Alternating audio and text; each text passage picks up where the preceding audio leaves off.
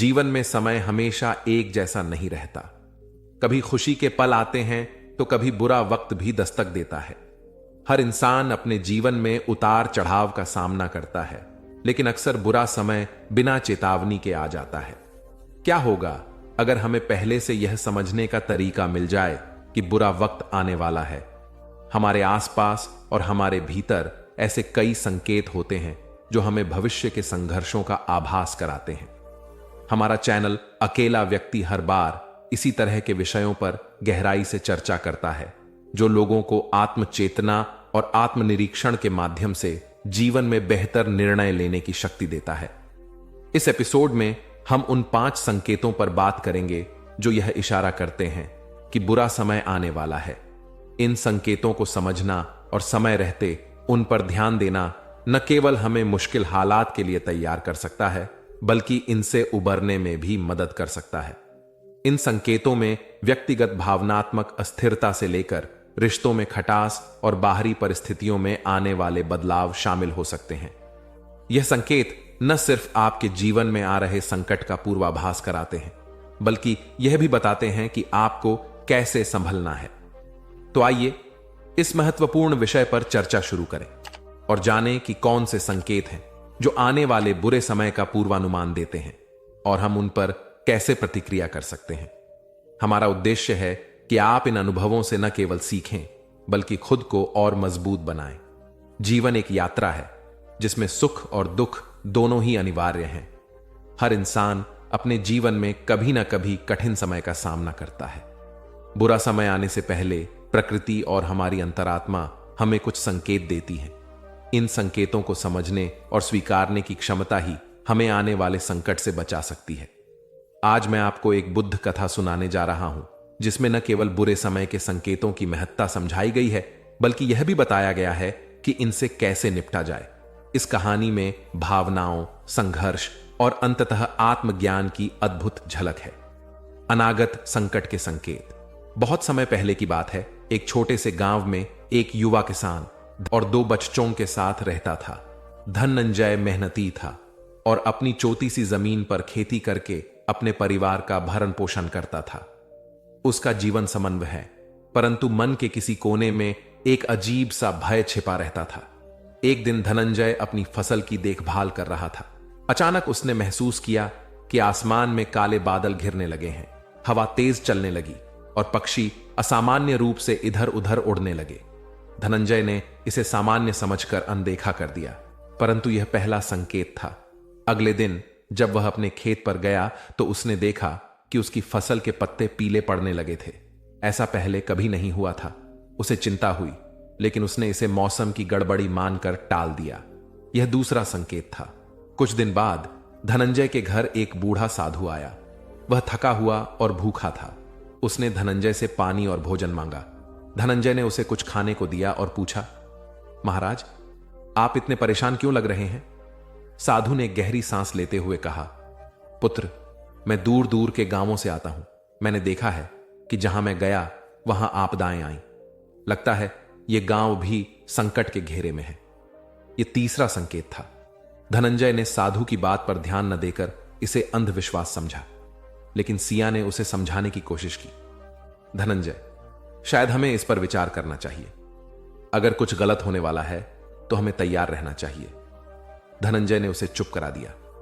कुछ दिनों बाद अचानक गांव में महामारी फैलने लगी। लोग बीमार पड़ने लगे और गांव में हाहाकार मच गया।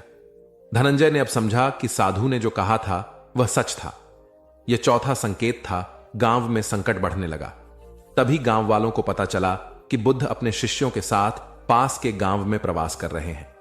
धनंजय ने गांव वालों के साथ मिलकर बुद्ध से मिलने जाने का निश्चय किया।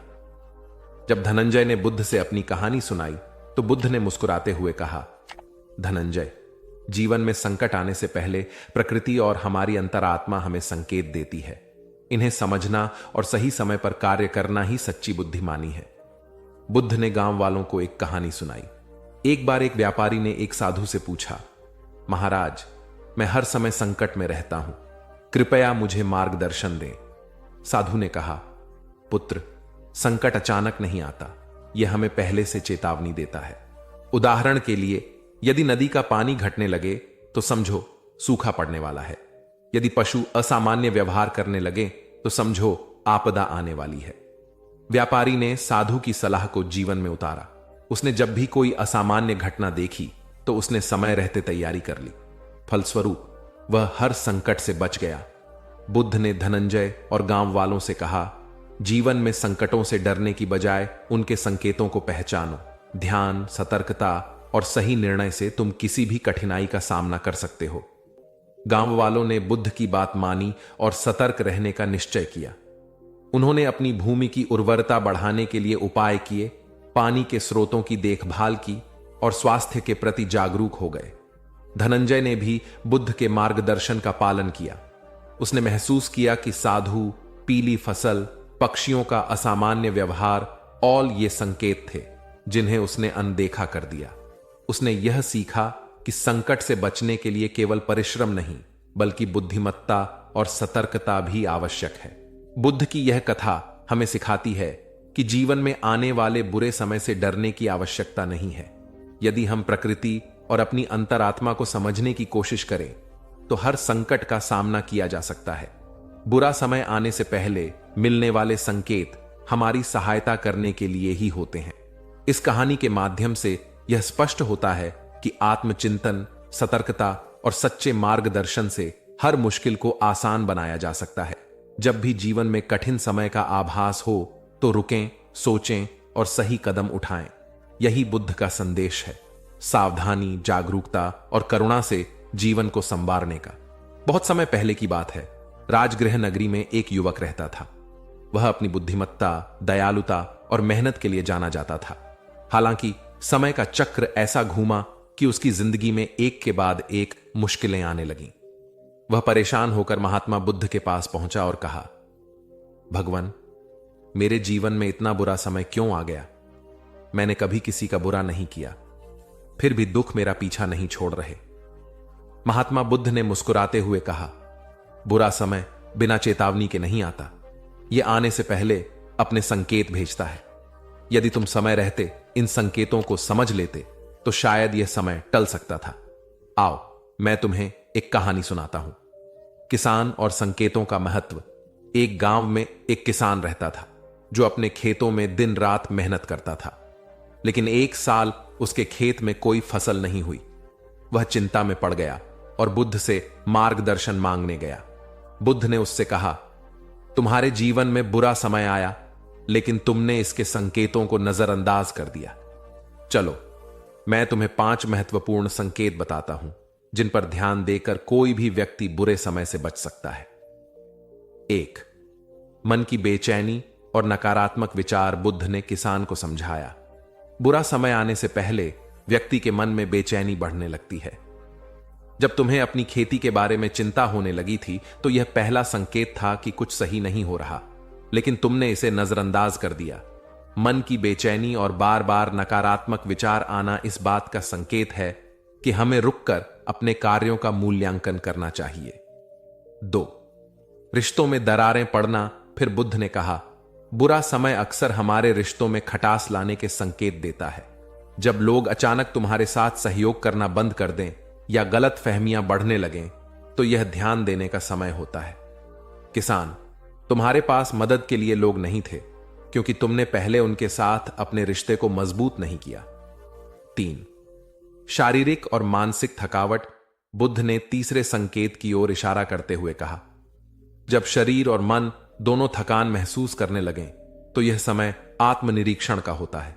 बुरा समय शरीर पर भी असर डालता है। अगर तुमने अपने स्वास्थ्य पर ध्यान दिया होता और समय पर आराम किया होता तो तुम्हारी ऊर्जा और फसल दोनों बेहतर होती। 4. परिस्थितियों का लगातार बिगड़ना। कभी कभी बुद्ध ने कहा, बुरा समय आने से पहले छोटी छोटी घटनाएं लगातार गलत होने लगती हैं। किसान, जब तुम्हारे खेत में कीड़े लगने लगे और मिट्टी कमजोर होने लगी तो यह संकेत था कि तुम्हें कुछ अलग उपाय करने चाहिए, लेकिन तुमने इसे अनदेखा किया। 5. आत्मविश्वास की कमी। अंत में बुद्ध ने कहा, जब व्यक्ति अपने आप पर विश्वास खोने लगता है तो यह बुरा समय का अंतिम संकेत होता है। किसान, जब तुम्हें अपनी फसल के खराब होने का डर सताने लगा और तुमने प्रयास करना छोड़ दिया तो यही तुम्हारी सबसे बड़ी गलती थी। आत्मविश्वास बनाए रखना सबसे जरूरी है। बुद्ध ने किसान से कहा, अगर तुम इन 5 संकेतों को समय रहते समझ लेते तो बुरा समय टल सकता था। लेकिन याद रखो, बुरा समय भी जीवन का हिस्सा है। यह हमें सिखाने और मजबूत बनाने के लिए आता है। हर समस्या एक नई शुरुआत का अवसर है। अब तुम अपने खेत में नई ऊर्जा और समझ के साथ काम करो। इस प्रेरणा से किसान ने अपनी गलतियों को सुधारा और अपने खेत को पहले से भी ज्यादा हरा भरा बना दिया। आज के जीवन में इन संकेतों का महत्व महात्मा बुद्ध की यह कथा हमें यह समझाने के लिए है कि जीवन में आने वाले बुरे समय से पहले हमें चेतावनी मिलती है। इन संकेतों को पहचानकर हम खुद को तैयार कर सकते हैं और चुनौतियों का सामना कर सकते हैं। 1. जब मन बेचैन हो तो शांत होकर आत्मनिरीक्षण करें। 2. रिश्तों को समय दें और उन्हें मजबूत बनाएं। 3. अपने स्वास्थ्य और ऊर्जा का ध्यान रखें। 4. हर छोटी समस्या को नजरअंदाज न करें। 5. और सबसे महत्वपूर्ण, अपना आत्मविश्वास बनाए रखें। अकेला व्यक्ति हर बार। चैनल के दर्शकों के लिए इस कहानी का संदेश यह है कि चुनौतियां हमें परिभाषित नहीं करती, बल्कि उनसे सीखने का तरीका हमें महान बनाता है। बुरे समय के संकेतों को समझें, उनसे निपटें और एक बेहतर जीवन की ओर बढ़ें। जीवन में बुरा समय हमेशा नहीं रहता। यह एक परीक्षा है जो हमें मजबूत और समझदार बनाती है। याद रखें, हर अंधेरी रात के बाद एक नया सवेरा होता है। जब आप इन 5 संकेतों को पहचानेंगे और सही कदम उठाएंगे तो न केवल बुरा वक्त टलेगा, बल्कि आप पहले से ज्यादा मजबूत बनकर उभरेंगे।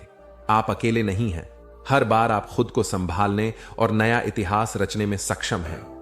गौतम बुद्ध को कैसे मिला ज्ञान? राजा के यहाँ बुद्ध का जन्म हुआ। पिता ने ज्योतिषियों को बुलवाकर भविष्य पूछा। उन्होंने कहा, या तो यह सम्राट होगा और या तो यह साधु होगा। एक तरह से देखा जाए तो सच्चा सम्राट भीतर से ही साधु होता है। जब ज्योतिषियों की भविष्यवाणी राजा ने सुनी तो वे घबरा गए कि मेरा बेटा साधु हो जाए, ऐसा ठीक नहीं होगा। राजा ने पूछा, कोई उपाय बताएं, क्योंकि मैं चाहता हूँ कि राजा का पुत्र राजा ही बने। ज्योतिषियों ने कहा कि इसका लालन पालन व पूरा जीवन बड़ी सावधानी में बिताना होगा, अर्थात आपका पुत्र सिद्धार्थ कभी किसी बूढ़े व्यक्ति को ना देखे, कभी किसी बीमार व्यक्ति को ना देखे और कभी किसी मरे हुए व्यक्ति को ना देखे। जब तक ऐसा होगा तब तक वे राजा ही बने रहेंगे। अगर ऐसा नहीं हुआ तो वे साधु बन जाएंगे। राजा शुद्धोधन ने अपने पुत्र सिद्धार्थ के लिए बढ़िया से बढ़िया, बड़े से बड़े महल, अच्छे से अच्छा भोजन, दास दासियां और खाने पीने के सामान आदि वस्तुओं के ढेर लगा दिए। पिता ने पुत्र को सुख सुविधाओं में इतना उलझा दिया कि उसे बाहर का संसार याद ही नहीं आया। शुद्धोधन ने समझ लिया कि अब वे इतने सुखों के आगे साधु बनने का प्रश्न ही उपस्थित नहीं होता। वे निश्चिंत हो गए। राजा शुद्धोधन ने बिल्कुल पक्की व्यवस्था कर रखी थी कि उनका पुत्र सिद्धार्थ जीवन में कभी भी वृद्ध, बीमार और मृतक व्यक्ति को ना देख सके, क्योंकि वे अपने पुत्र को खोना नहीं चाहते थे। सिद्धार्थ का जीवन ऐश्वर्य और सुख सुविधाओं में बीत रहा था। उसके जवान होने पर एक सुंदर कन्या यशोधरा से उनका विवाह हो गया। विवाह हो जाने पर शुद्धोधन की आधी चिंता मिट गई। अब तो शादी हो गई, अब कहाँ जाएगा ये? अब तो मेरा पुत्र बंधन में बंध गया, अब उसके कहीं जाने का सवाल ही नहीं उठता। 1 वर्ष बाद बेटे का भी जन्म हो गया। उसका नाम राहुल रखा गया। अब राजा शुद्धोधन को बिल्कुल पक्का विश्वास हो गया कि अब यह कहीं नहीं जा सकता। एक दिन सिद्धार्थ ने कहा कि पिताजी, आज तक मैंने कभी अपनी राजधानी नहीं देखी, आपकी आज्ञा हो तो आज दिखाऊं? राजा ने कहा, हाँ हाँ अवश्य जाओ, अपना शहर देख कर आओ।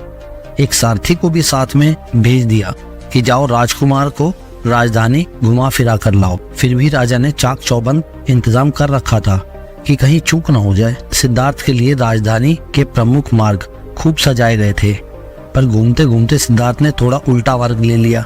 वे उस मार्ग से गुजरने लगे जहाँ पर तैयारी नहीं थी, और आज उनको बहुत आश्चर्य हुआ जब पहली बार उन्होंने एक बूढ़े आदमी को देखा। कमर झुकी हुई, पूरी चमड़ी में झुर्रियां पड़ी थी। वह परेशानी और दुख से बेहाल था। उसकी चाल बहुत धीमी थी। बूढ़े की झुकी हुई कमर को देखकर सिद्धार्थ को एक झटका लगा और एक सारथी से उन्होंने कहा, क्या एक दिन मैं भी ऐसे बूढ़ा हो जाऊंगा? सारथी ने कहा, हाँ राजकुमार, हर व्यक्ति के जीवन में 3 अवस्थाएं आती हैं, बचपन, जवानी और बुढ़ापा। एक दिन तुम भी बुढ़ापे की अवस्था में जाओगे। हे राजकुमार, यह संसार का नियम है, चाहे गरीब हो या अमीर, सबका शरीर शिथिल अर्थात बूढ़ा होता है। राजकुमार सोच में पड़ गए। सारथी ने रथ को आगे बढ़ाया तो कुछ दूरी पर एक बीमार व्यक्ति मिला जो रोगों से घिरा हुआ था। उस पीड़ित व्यक्ति को देखकर राजकुमार का मन बहुत ही दुखी हुआ। राजकुमार ने पूछा, इसको क्या हुआ है? सारथी ने कहा, यह व्यक्ति बीमार है, इसीलिए यह कर्रा रहा है। इस संसार में दुख और सुख दोनों हैं। यह अपने अपने भाग्य की बात है कि कोई दुखी है, कोई सुखी है। क्या मैं भी कभी बीमार हो सकता हूँ? सारथी ने कहा, आप यह विचार अभी छोड़ दें। समय बड़ा बलवान होता है। यह सारी बातें कर्मों पर निर्भर करती हैं। चाहे राजा हो या रंग, सुख दुख सब पर आते हैं। अगर शरीर में कोई रोग आना है तो वह आएगा। यह सब सुनकर राजकुमार सोच में पड़ गया। सारथी ने रथ को कुछ और आगे बढ़ाया तो सामने से 4 कंधों पर एक अर्थी को लेकर जाते हुए देखा। राजकुमार ने ऐसा पहली बार देखा। उसने सारथी से पूछा, यह क्या है? यह आदमी मर गया है, यह मुर्दा है। जो व्यक्ति मर जाता है उसको बांधकर शमशान भूमि ले जाते हैं, फिर जहां पर उसे जला दिया जाता है और उसे मुक्ति मिल जाती है। राजकुमार ने कहा, क्या सबको मरना पड़ता है? सारथी ने बोला, हाँ, सभी को मरना पड़ता है। यह मृत्युलोक है। जो जन्म लेता है उसे कभी न कभी अवश्य ही मरना पड़ता है। राजकुमार ने बोला, तो इसका मतलब यह हुआ कि ठीक इसी तरह एक दिन मुझे भी मरना होगा, मेरी देह भी मुर्दा होगी और मुझको भी 4 कंधों पर उठाकर ले जाया जाएगा। मुझको भी ऐसी ही रस्सियों से बांधा जाएगा। मेरे भी आगे पीछे घर के सदस्य रोएंगे, तड़पेंगे और जिस तरह संसार को मैंने इकट्ठा किया है वह सारा का सारा मुझसे छूट जाएगा। इसका मतलब यह हुआ कि एक दिन मैं भी मर जाऊंगा। क्या एक दिन यशोधरा भी मर जाएगी? क्या एक दिन मेरा राहुल भी मर जाएगा? सारथी ने कहा, हाँ राजकुमार, एक दिन मैं भी मरूंगा, आप भी मरेंगे, यशोधरा भी मरेंगी और राहुल भी मरेगा, क्योंकि यह सब मरने के लिए ही पैदा होते हैं। उस रात सिद्धार्थ सो न सके। सोचने लगे कि क्या संसार में इतना दुख है, रोग, बुढ़ापा है और ऐसे में मैं खा पीकर कैसे जी सकता हूँ? नहीं नहीं, मुझसे ऐसा नहीं होगा। मुझे खोजना होगा उस तत्व को जो दुख, पीड़ा और शोक से रहित है, जो भय, भ्रम और भूल से परे हो, जो अनंत आनंद से भरा हो, जिसे पाकर फिर और कुछ पाने की इच्छा ना हो। सिद्धार्थ वैराग्य की शिखर तक पहुंच चुके थे। बस उसी रात को उन्होंने घर छोड़ दिया। सारथी से कहा कि नगर की सीमा से दूर ले चलो। नगर के बाहर पहुंचकर सारथी को लौटा दिया। फिर कई दिनों तक वन में चलते गए। एक घने पीपल के वृक्ष के नीचे आसन लगाकर ध्यान में लीन हो गए और वो वापस नहीं लौटे। हाँ है या सुना है, लेकिन क्या यह सच है? बहुत से लोग समस्याओं के सामने खड़े होकर बस इंतजार करते रहते हैं, आशा करते हैं कि समस्याएं अपने आप हल हो जाएंगी। ये एक सामान्य सोच है कि समस्या से बचने का सबसे अच्छा तरीका है कि हम इंतजार करें और उम्मीद करें कि समस्या खुद ही ठीक हो जाएगी। लेकिन क्या यह सच है? क्या वाकई मुश्किलों का सामना करना और उनसे निपटना इतना आसान है? इस वीडियो में हम बात करेंगे कि समस्याओं के सामने खड़े होकर इंतजार करना सबसे अच्छा विकल्प नहीं है। हम आपको सिखाएंगे कि समस्याओं का सामना करना उन्हें हल करने का सही और प्रभावी तरीका है। इस वीडियो के माध्यम से हम सीखेंगे कि हमारी मेहनत, समर्पण और सही दिशा में कदम बढ़ाने से ही समस्याएं हल हो सकती हैं। पहले की बात है, एक राज्य का राजा बहुत चिंतित था क्योंकि उसकी पत्नी का जन्मदिन नजदीक आ रहा था। यूं तो कहने को वह राजा था, लेकिन फिर भी उनके वैवाहिक जीवन में हजारों प्रकार की समस्याएं थी। परंतु राजा जन्मदिन पर अपनी पत्नी को एक ऐसा उपहार देना चाहता था कि जिससे उनके जीवन में जो दुख है वह कम से कम उस दिन के लिए दूर चला जाए। वह अपनी पत्नी को खुश करना चाहता था, किंतु आपने देखा होगा कि यह कार्य बहुत ही मुश्किल है, क्योंकि हम आज तक किसी को खुश नहीं कर पाए। हम चाहे लाख कोशिशें ही क्यों न कर लें, लेकिन हम कभी किसी को खुश नहीं कर पाते, क्योंकि यह खुशी हमारे पास नहीं है और न ही सामने वाले के पास है जो हमारे पास है ही नहीं। वो हम किसी और को कैसे दे सकते हैं? अर्थात अगर आपको किसी दूसरे को खुशी देनी है तो सबसे पहले आपको खुश होना होगा, आपको खुश महसूस करना होगा, अर्थात वह खुशी आपके पास होनी चाहिए, तभी तो आप किसी और को खुश रख सकते हैं। एक दिन राजा ने सभी दरबारियों को दरबार में उपस्थित होने का आदेश दिया और साथ ही सभी मंत्रीगण भी वहां पर उपस्थित थे। तभी राजा ने सभी से सुझाव मांगा कि आखिर वह किस प्रकार अपनी पत्नी को जन्मदिन पर खुश कर सकता है। आखिर वह उन्हें कैसा उपहार दे जिस कारण राजा की पत्नी खुश हो सके। वहां पर उपस्थित सभी लोग अपने मन की बातें राजा से बताते हैं, परंतु राजा को वहां पर उपस्थित किसी भी व्यक्ति का कोई सुझाव पसंद ही नहीं आया। एक दिन संध्या के वक्त राजा अपने रथ से कहीं जा रहा था। तभी रास्ते में उसने एक बहुत ही सुंदर मूर्ति देखी। वह मूर्ति बहुत ही सुंदर और आकर्षक थी। उसे देखकर ऐसा प्रतीत होता था मानो उस मूर्ति में जान हो। उस मूर्ति को देखकर राजा बहुत प्रसन्न हुआ और वह तुरंत ही मूर्तिकार के पास पहुंचा। और राजा उस मूर्तिकार से कहता है, तुम तो बहुत बड़े कलाकार हो, तुम्हारी मूर्तियों में चांद नजर आती है। ऐसा प्रतीत होता है कि तुम्हारी मूर्तियां जीवित हैं। हम तुम्हारी इन मूर्तियों को देखकर बहुत प्रसन्न हैं। हम चाहते हैं कि तुम्हारी सारी मूर्तियां हमारे दरबार में शामिल हों। यह सुनकर वह मूर्तिकार बहुत प्रसन्न हुआ, जैसे उसे कोई खजाना मिल गया हो। लेकिन तभी राजा ने उस मूर्तिकार से एक और बात कही, देखो, मैं चाहता हूं कि तुम मेरे दरबार में शामिल हो जाओ, किंतु उससे पहले तुम्हें हमारे लिए हमारी रानी की ऐसी मूर्ति बनानी होगी जिसे देखकर वह खुश हो जाए और अपने सारे दुख दर्द भूल जाए। और यदि तुम ऐसा न कर सके तो मैं तुम्हारा सर धड़ से अलग कर दूंगा। राजा के मुख से यह सुनकर मूर्तिकार घबरा गया। उसके पसीने छूट गए। वह राजा को मना भी कैसे करे, इसीलिए उसने न चाहते हुए भी राजा को स्वीकृति दे दी। राजा उस मूर्तिकार की बात सुनकर बहुत प्रसन्न हुआ और वो वापस महल लौट गया।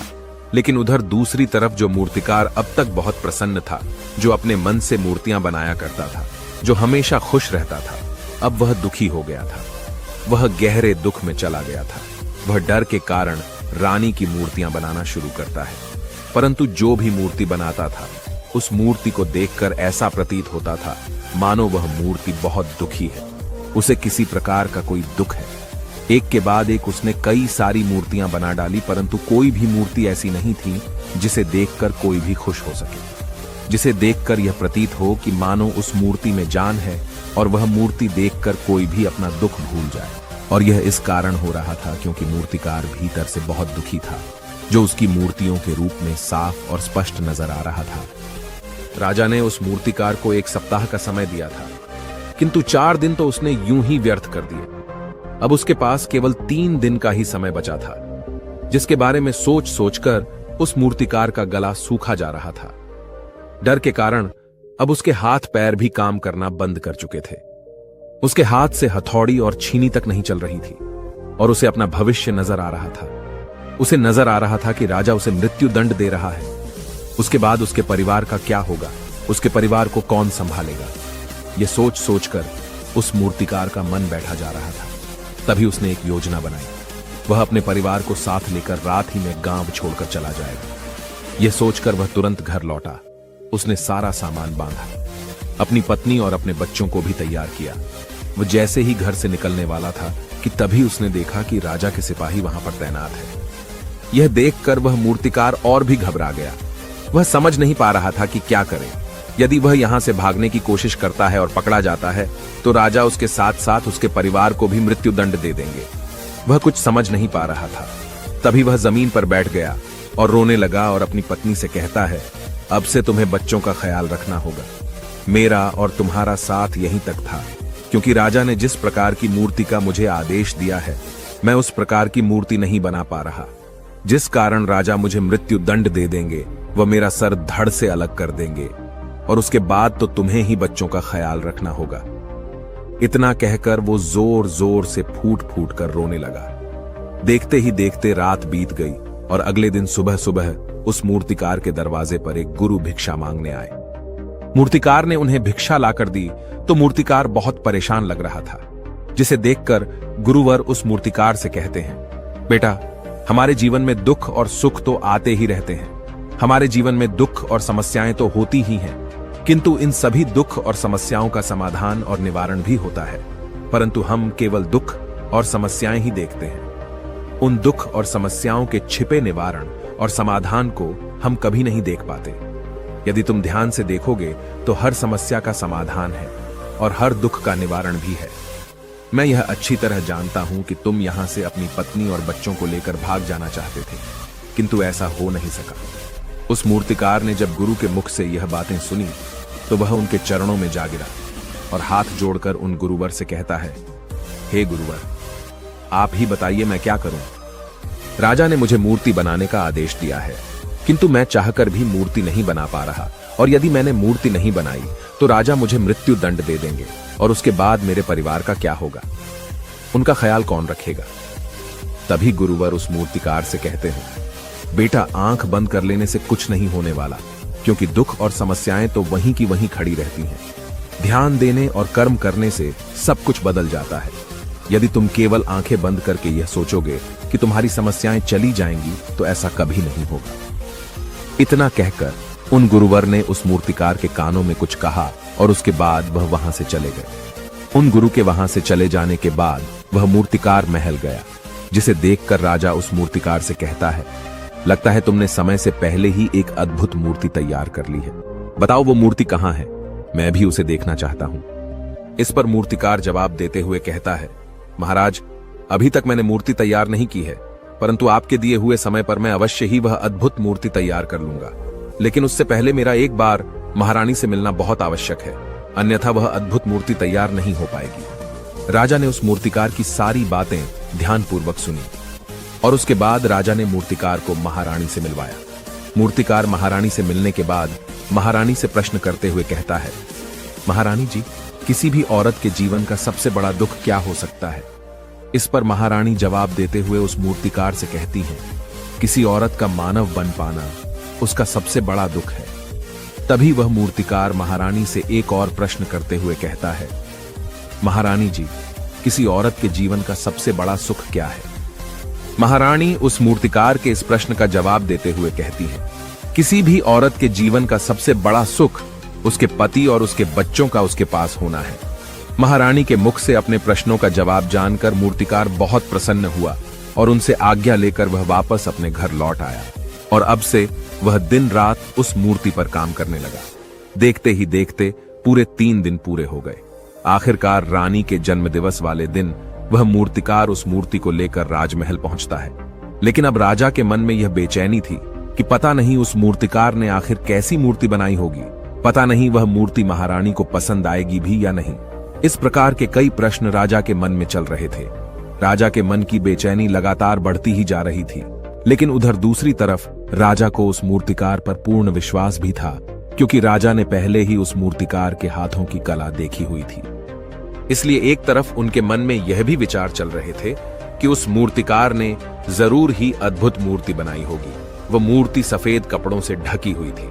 तभी राजा ने उस मूर्ति की ओर इशारा करते हुए रानी से कहा, यह आपका जन्म दिवस का तोहफा है, इसे कबूल करें।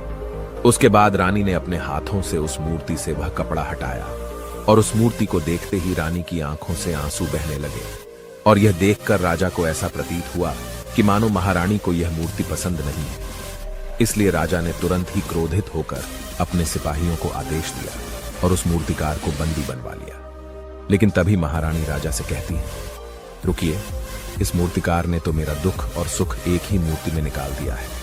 इस मूर्ति में मेरे पति मेरे साथ है, और मेरे हाथ में मेरा बच्चा है। इससे सुंदर मूर्ति मैंने आज तक नहीं देखी। ये बहुत ही लाजवाब है, अद्भुत है। इससे सुंदर तोहफा मेरे लिए और कोई नहीं हो सकता। काश ऐसा मेरे जीवन में वास्तव में हो जाए, मेरे पति भी मेरे साथ हों और मेरे हाथों में मेरा बच्चा हो। महारानी की ये सारी बातें सुनकर और मूर्ति को देखकर राजा को अपनी गलती का एहसास हुआ। राजा अपनी प्रजा और अपने साम्राज्य की देख रेख में इतना व्यस्त रहता था कि वह कभी अपनी पत्नी को समय नहीं दे पाता था, जिस कारण राजा की आंखों से आंसू बहने लगे और दरबार में उपस्थित सभी लोग वह मूर्ति देखकर हैरान। आज तक किसी ने भी ऐसी सुंदर और जीवित मूर्ति नहीं देखी थी, जिसमें सुख और दुख एक साथ नजर आ रहे हों। उसके बाद उस राजा ने उस मूर्तिकार को रिहा करवाया और उसे ढेरों इनाम दिए और अपने राज्य दरबार में जगह भी दी। किंतु उस मूर्तिकार ने इनाम तो स्वीकार कर लिया, परंतु राज दरबार में उसे जगह नहीं ली और हाथ जोड़कर राजा से कहता है, हे महाराज, मेरी आपसे विनती है, आपने मुझे चेतावनी दी थी, यदि मैं ये मूर्ति नहीं बना सका तो आप मुझे मृत्यु दंड दे देंगे। किंतु मैं आपसे बस इतना ही कहना चाहता हूं, हम में से चाहे कोई भी प्राणी क्यों ना हो, सभी के प्राण उतने ही कीमती है जितना कि आपका या महारानी के हैं।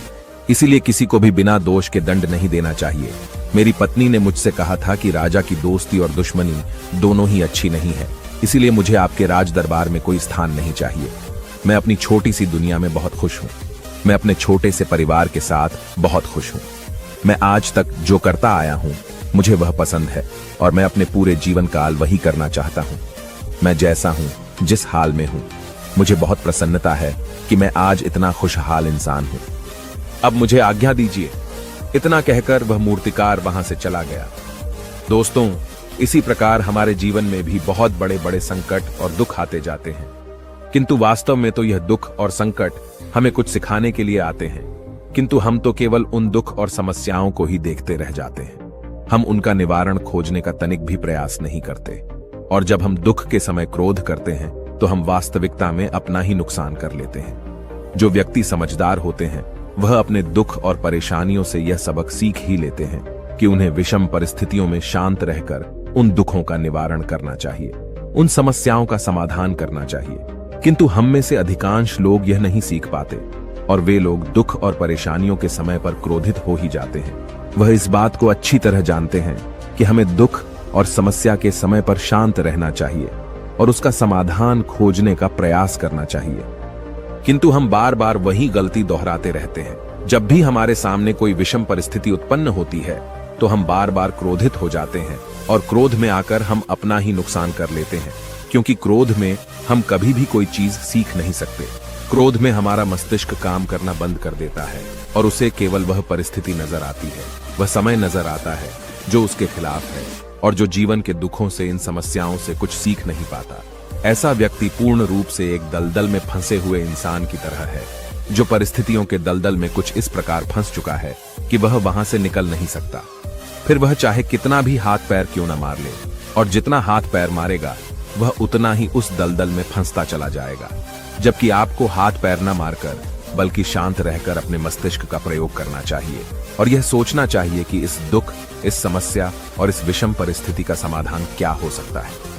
किंतु आप तो अपने आप को पहले से ही दलदल में डाल चुके हैं, और ऐसी स्थिति में आप बाहर निकलने के बारे में न सोचकर लगातार और हाथ पैर मारकर आप अपने आप को उस दलदल में और भी नीचे डुबाते जा रहे।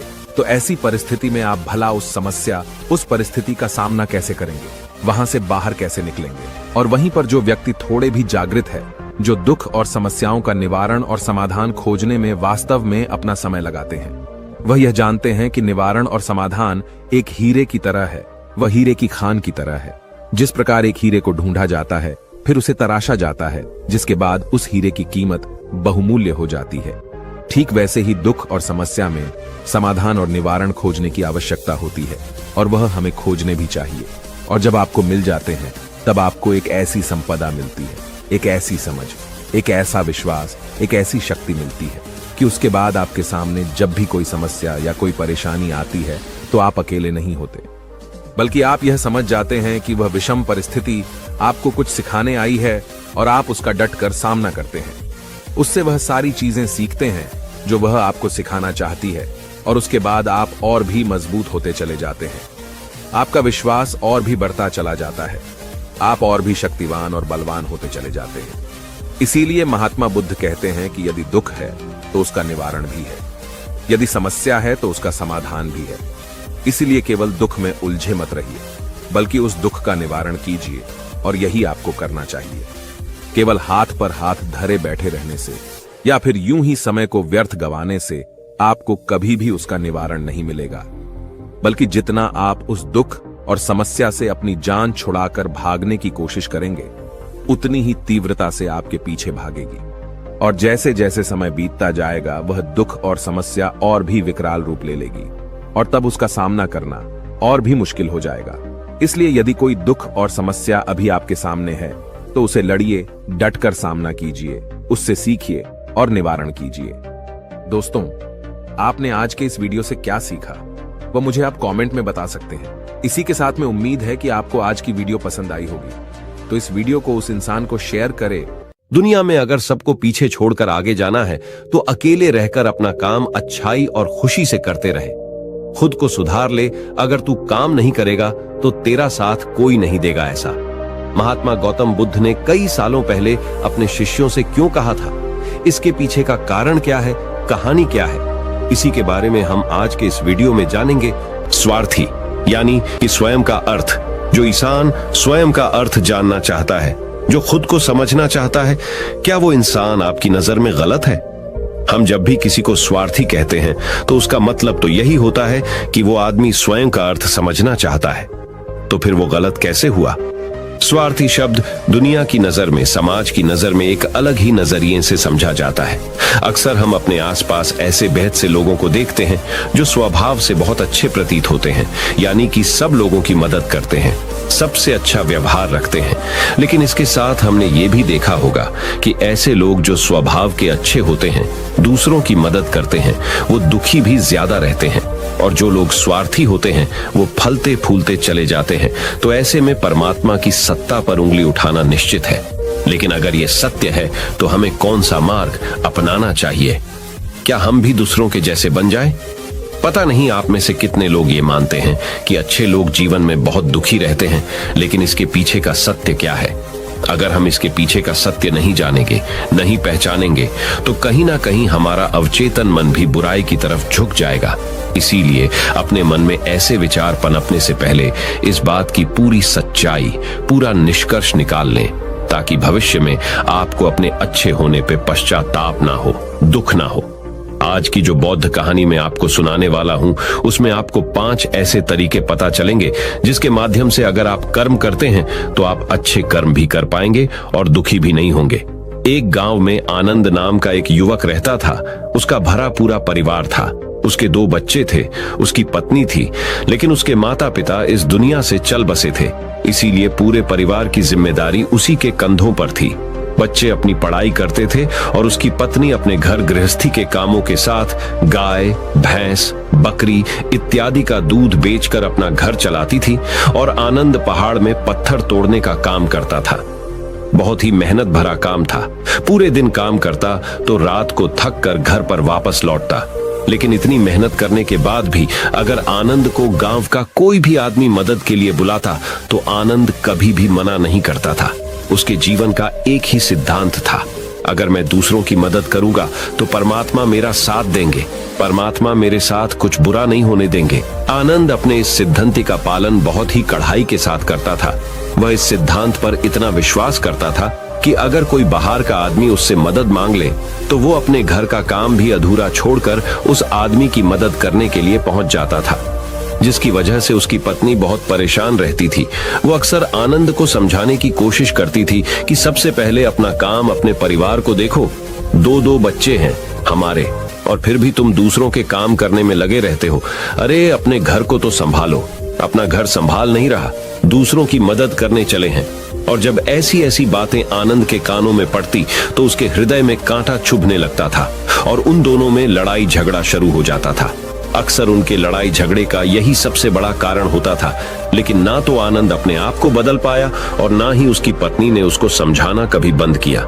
इसी वजह से आए दिन उनके घर में क्लेश होता रहता था। जहां तक उस गांव वालों की बात थी तो वो आनंद के स्वभाव को जानते थे और वो जानबूझकर जो काम आसान भी होता था, जो उनके सामर्थ्य में भी होता था, उस काम के लिए भी वो आनंद को बुलाते थे ताकि उन्हें कम मेहनत करनी पड़े। कहने का अर्थ ये है कि गांव वाले आनंद की इस शिष्टाचार का फायदा उठाते थे, लाभ उठाते थे और सब पीछे से उसका मजाक उड़ाते थे, उसे बेवकूफ कहते थे। ऐसे ही समय भी तरह और एक दिन आनंद की पत्नी बहुत ज्यादा बीमार पड़ गई। आनंद से जो कुछ भी सेवा हो सकती थी उसने वो सब अपनी पत्नी के लिए किया। उसने गांव के वैद्य को बुलाकर अपनी पत्नी की जांच करवाई, लेकिन ये रोग उस वैद्य की पकड़ के बाहर था। इसीलिए उस वैद्य ने कहा कि तुम अपनी पत्नी को नगर में जाकर किसी बड़े वैद्य को दिखाओ तो तुम्हारी पत्नी की जान बच सकती है। जल्द से जल्द नगर पहुंचने की व्यवस्था करो, नहीं तो तुम्हारी पत्नी के प्राण संकट में हो जाएंगे। ये सुनकर आनंद के पैरों तले जमीन फिसल गई। उसने ये नहीं सोचा था कि उसकी पत्नी के प्राण संकट में है। वो सोच रहा था कि कोई साधारण सा रोग होगा जिसका इलाज हो जाएगा। लेकिन जब उसने वैद्य की यही बात सुनी तो वो घबरा गया। अब पत्नी को नगर तक कैसे लेकर जाए, क्योंकि उसके पास इतना धन नहीं था कि वो अपनी पत्नी के लिए एक घोड़ा गाड़ी करके उसमें अपनी पत्नी को लिटाकर नगर में ले जा सके। उसकी पत्नी की हालत बिल्कुल चलने की भी नहीं थी, इसलिए उसे नगर पहुंचाने के लिए किसी घोड़ा गाड़ी की जरूरत थी। संयोग से उसके पड़ोसी धन्मू के पास एक घोड़ा गाड़ी थी। वो अक्सर व्यापार के लिए अपनी घोड़ा गाड़ी नगर में लेकर जाया करता था। इसीलिए आनंद के मन में विचार आया कि मैं धन्मू की घोड़ा गाड़ी ले सकता हूँ। मैं धन्मू की इतनी मदद करता हूँ, कभी उसके काम को नहीं टालता, तो वो तो मेरे काम को कभी मना ही नहीं कर सकता। और यही सोचकर वो घोड़ा गाड़ी लेने के लिए धन्मू के पास पहुंच जाता है। लेकिन धन्मू बहुत ही चालाक इंसान था। वो बिना किराए के अपनी घोड़ा गाड़ी अपने सगे संबंधियों के लिए भी नहीं ले जाता था, तो आनंद की तो दूर की बात रही। जब आनंद ने उससे घोड़ा गाड़ी के बारे में पूछा तो उसने ये कहकर उसका ये काम टाल दिया कि मेरे घोड़े बहुत ज्यादा बीमार हैं, वो शायद बच भी मुश्किल से पाएंगे। 5 दिनों से वो कुछ नहीं खा रहे, तो ऐसे में बेचारा घोड़ा गाड़ी लेकर कहा, नगर तक पहुंच पाएगा। हाँ, अगर तुम कुछ धन की व्यवस्था कर सकते हो तो मैं अपने एक मित्र की घोड़ा गाड़ी तुम्हारे लिए मंगवा सकता हूं। ये सुनकर आनंद परेशान और चिंतित हो गया, क्योंकि उसके पास धन तो था ही नहीं।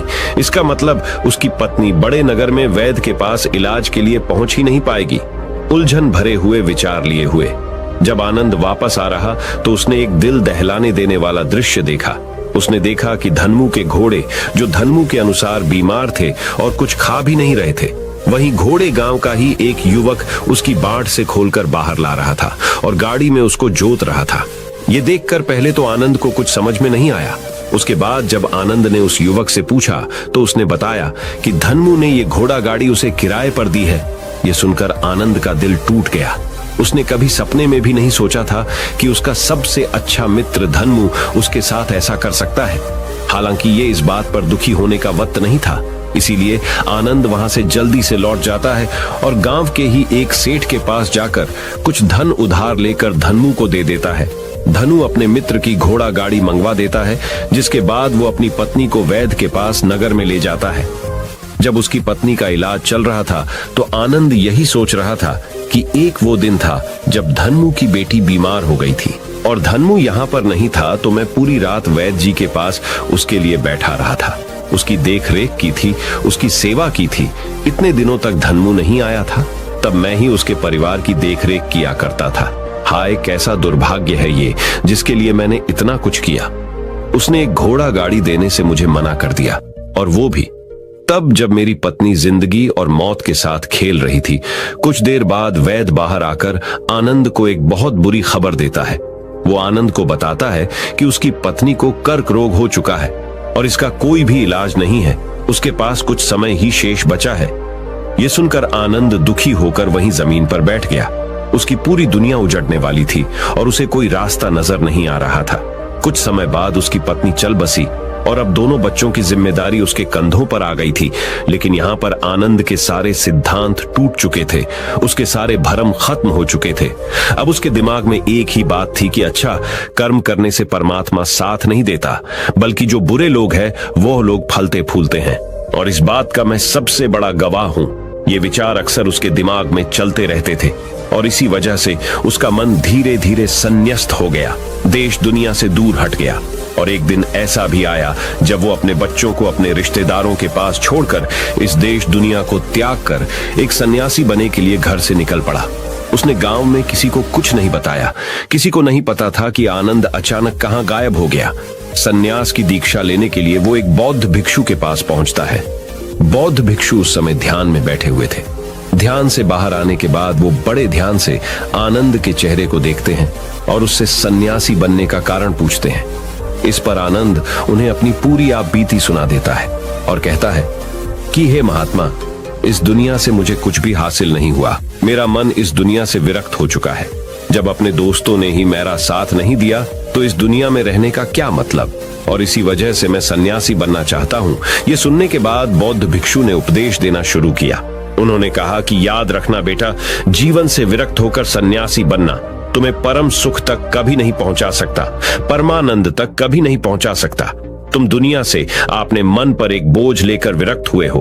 तुम दुनिया से परमात्मा की खोज करने के लिए विरक्त नहीं हुए हो। इस भ्रम में कभी मत रहना तुम संसार से विरक्त हुए हो, क्योंकि संसार ने तुम्हें धोखा दिया, ऐसा तुम्हें लगता है। इसीलिए तुम परमात्मा पे कभी विश्वास नहीं कर पाओगे और ना ही उन पर अपनी पूर्ण आस्था बना पाओगे। इसीलिए सन्यासी होने का भी तुम पूरा लाभ कभी नहीं उठा पाओगे। सन्यासी होने का लाभ तब मिलता है जब हमारी प्रभु में, परमेश्वर में, परमात्मा में पूर्ण आस्था बन जाती है। मैं तुमसे पूछता हूं, या तुम्हारी आस्था परमात्मा में है? ये सुनकर आनंद कहता है कि हे महात्मा, मैं तो दुनिया देखकर आया हूं कि जो बुरे कर्म करता है वो फलता फूलता है, और जो अच्छा काम करता है उसे कुछ भी नहीं देता। परमात्मा उसे दुखी दुख देता है। इसीलिए मैं परमात्मा पर अपनी पूर्ण आस्था कैसे बना सकता हूं? यह सुनकर उस बौद्ध भिक्षु ने कहा कि यही तो मैं तुम्हें समझाना चाहता हूं कि तुम पूरी ऊर्जा अपनी सन्यासी जीवन में लगाओ और उसके बाद भी तुम्हें फल प्राप्त ना हो तो तुम्हें कैसा लगेगा। इसीलिए किसी की भी मदद करने के लिए मैं 5 सिद्धांत तुम्हें बताता हूं। ये 5 सिद्धांत समझकर संसार में वापस लौट जाओ और संसार में एक ग्रस्त जीवन जियो। उसके बाद ही सन्यासी जीवन का उदय होता है। जब हम अपने ग्रस्त जीवन को पूर्ण रूप से समझ लेते हैं और अपनी जिम्मेदारियों का निर्वाह कर देते हैं। ये कहकर बौद्ध भिक्षु ने कहना शुरू किया कि जब भी तुम किसी की सहायता करते हो, किसी की मदद करते हो, तो उसमें सबसे पहली बात, सबसे पहला सिद्धांत जो ध्यान में रखने का होता है वो होता है कि किसी की मदद करते वक्त, किसी की सहायता करते वक्त कभी भी उससे उम्मीद मत रखना। ये मत सोचना कि आज मैंने इसकी सहायता कर दी, मदद कर दी, तो कल बदले में ये भी मेरी सहायता करेगा, मेरी मदद करेगा। अगर तुम ऐसा सोचोगे तो तुम्हें जीवन में दुखों का सामना करना ही पड़ेगा, क्योंकि एक नहीं तो दूसरा, या दूसरा नहीं तो तीसरा, कोई ना कोई तुम्हारी उम्मीद जरूर तोड़ेगा। और वास्तविकता में वो मदद या वो सहायता नहीं होती, वो हमारे लालच का ही एक रूप होता है। हम उसकी सहायता या मदद निर्भर तरीके से नहीं कर रहे हैं। हमारे मन में लालच का भाव है, हमारे मन में बदले का भाव है। हम ये सोचकर मदद करते हैं कि इसकी मदद कर देता हूं तो कल ये मेरा भी मदद करेगा। और यही लालच हमें अक्सर उन लोगों की मदद करने पर विवश करता है जो किसी ना किसी रूप में धनवान होते हैं, क्योंकि हमें लगता है कि कल ये आदमी धन के द्वारा मेरी मदद कर सकता है। और इसीलिए जिस इंसान को वास्तविकता में मदद की आवश्यकता है, हो सकता है वो गरीब हो, लेकिन हमारा मन अपने लालच के वशीभूत होकर उसकी मदद कभी नहीं करेगा। इसीलिए किसी की मदद और किसी की सहायता करने के अपने विचार को विस्तार दो। केवल एक प्रकार के वर्ग के लिए अपनी सहायता या अपनी मदद पेश मत करना, उन सब के लिए समान होनी चाहिए। जरा सोचो, एक तरफ तुम्हारा मित्र हो जिसके पास धन है, संपदा है, और दूसरी तरफ कोई गरीब औरत हो जो भूखी बैठी हुई है। तुम्हारा दोस्त तुमसे कहता है कि यार आज तो खाने के लिए अच्छे अच्छे पकवान मंगवा लो बाजार से, और दूसरी तरफ वो औरत तुमसे 2 सूखी रोटी मांग रही है, तो तुम किसकी मदद करोगे? कौन मदद का हकदार सबसे पहले है? सबसे पहले हमारा कर्तव्य बनता है कि उस औरत की भूख मिटाए, लेकिन अक्सर इंसान ऐसे नहीं सोचता। वो अपने दोस्त को तो खिला देगा, उसको तो बाजार से बहुत महंगी वस्तु मंगा के दे देगा, लेकिन किसी गरीब को उसकी भूख मिटाने के लिए पैसा या धन नहीं देगा। दूसरी बात जो ख्याल में रखने की है वो ये कि सहायता करते वक्त हमारा लालच कभी भी उसके साथ नहीं जुड़ना चाहिए। अक्सर हम जब किसी की मदद करते हैं तो हमारा लालच और हमारा स्वार्थ उसके साथ जुड़ा होता है, और हम अपनी भविष्य की योजना तैयार करके उस आदमी की मदद करते हैं। हम ये सोचते हैं कि अगर मैं इसका ये काम करेगा तो भविष्य में ये आदमी मेरा वो काम पूरा कर देगा, और वो सहायता, वो मदद बिल्कुल भी परमात्मा के द्वार को नहीं खटखटाती, क्योंकि वो लालच है। आप अपने आप को धोखा देने के लिए अपने लालच को एक सहायता, एक मदद का रूप दे रहे हैं। तीसरी बात जो ख्याल रखने की है वो ये कि अपने सामर्थ्य के हिसाब से दूसरे की मदद करो। कभी भी एक ग्रस्त आदमी को किसी की इतनी सहायता नहीं करनी चाहिए जिससे कि उसका परिवार और उसके बच्चे कष्ट में जीवन बिताएं। सबसे पहला फर्ज हमारा होता है अपने परिवार को सुखी रखना, उनकी जरूरतें पूरी करना, और उसके बाद दूसरों की मदद करना आता है। लेकिन कुछ लोग दूसरों की मदद पहले करते हैं और अपने परिवार को मदद कम देते हैं, जिससे कि परिवार में लड़ाई झगड़े आए दिन पनपते रहते हैं, और ये सब हम समाज में देखते रहते हैं अपने आसपास। अगली बात जो ख्याल में रखने की होती है वो ये कि अपना कर्म, अपनी जिम्मेदारियां पहले निभानी होती है। हम अपना कर्म, अपना काम छोड़कर पहले दूसरों की मदद करने के लिए चले जाते हैं, और जब दूसरा बदले में हमारी मदद नहीं करता तो हमारा दिल दुखी हो जाता है। हम सोचते हैं कि मैंने तो अपना काम छोड़कर उस आदमी की मदद की थी और वो आदमी मेरी मदद ही नहीं कर रहा है। इसीलिए अपना कर्म सर्वोपरि, अपना कर्म सबसे ऊपर, क्योंकि वही काम करने के लिए इस दुनिया में हमारा जन्म हुआ है। और सबसे आखिर में जो बात समझने की है वो ये कि परमात्मा की मर्जी से ही सब कुछ होता है। हमारा कर्तव्य है अपने कर्म को करते जाना। करनी धरनी तो ऊपर वाले के हाथ में है, इसीलिए जो कुछ भी होता है सब ऊपर वाले पे छोड़ दो। अगर तुम्हें कोई धोखा भी देता है तो ये समझ के चलो कि वो सब ऊपर वाले की करनी होती है। आप ये मान के चलो कि मैं करता नहीं हूँ, मैं तो एक माध्यम हूँ, करवाने वाला तो वो है, उसके सामने किसकी मर्जी चली।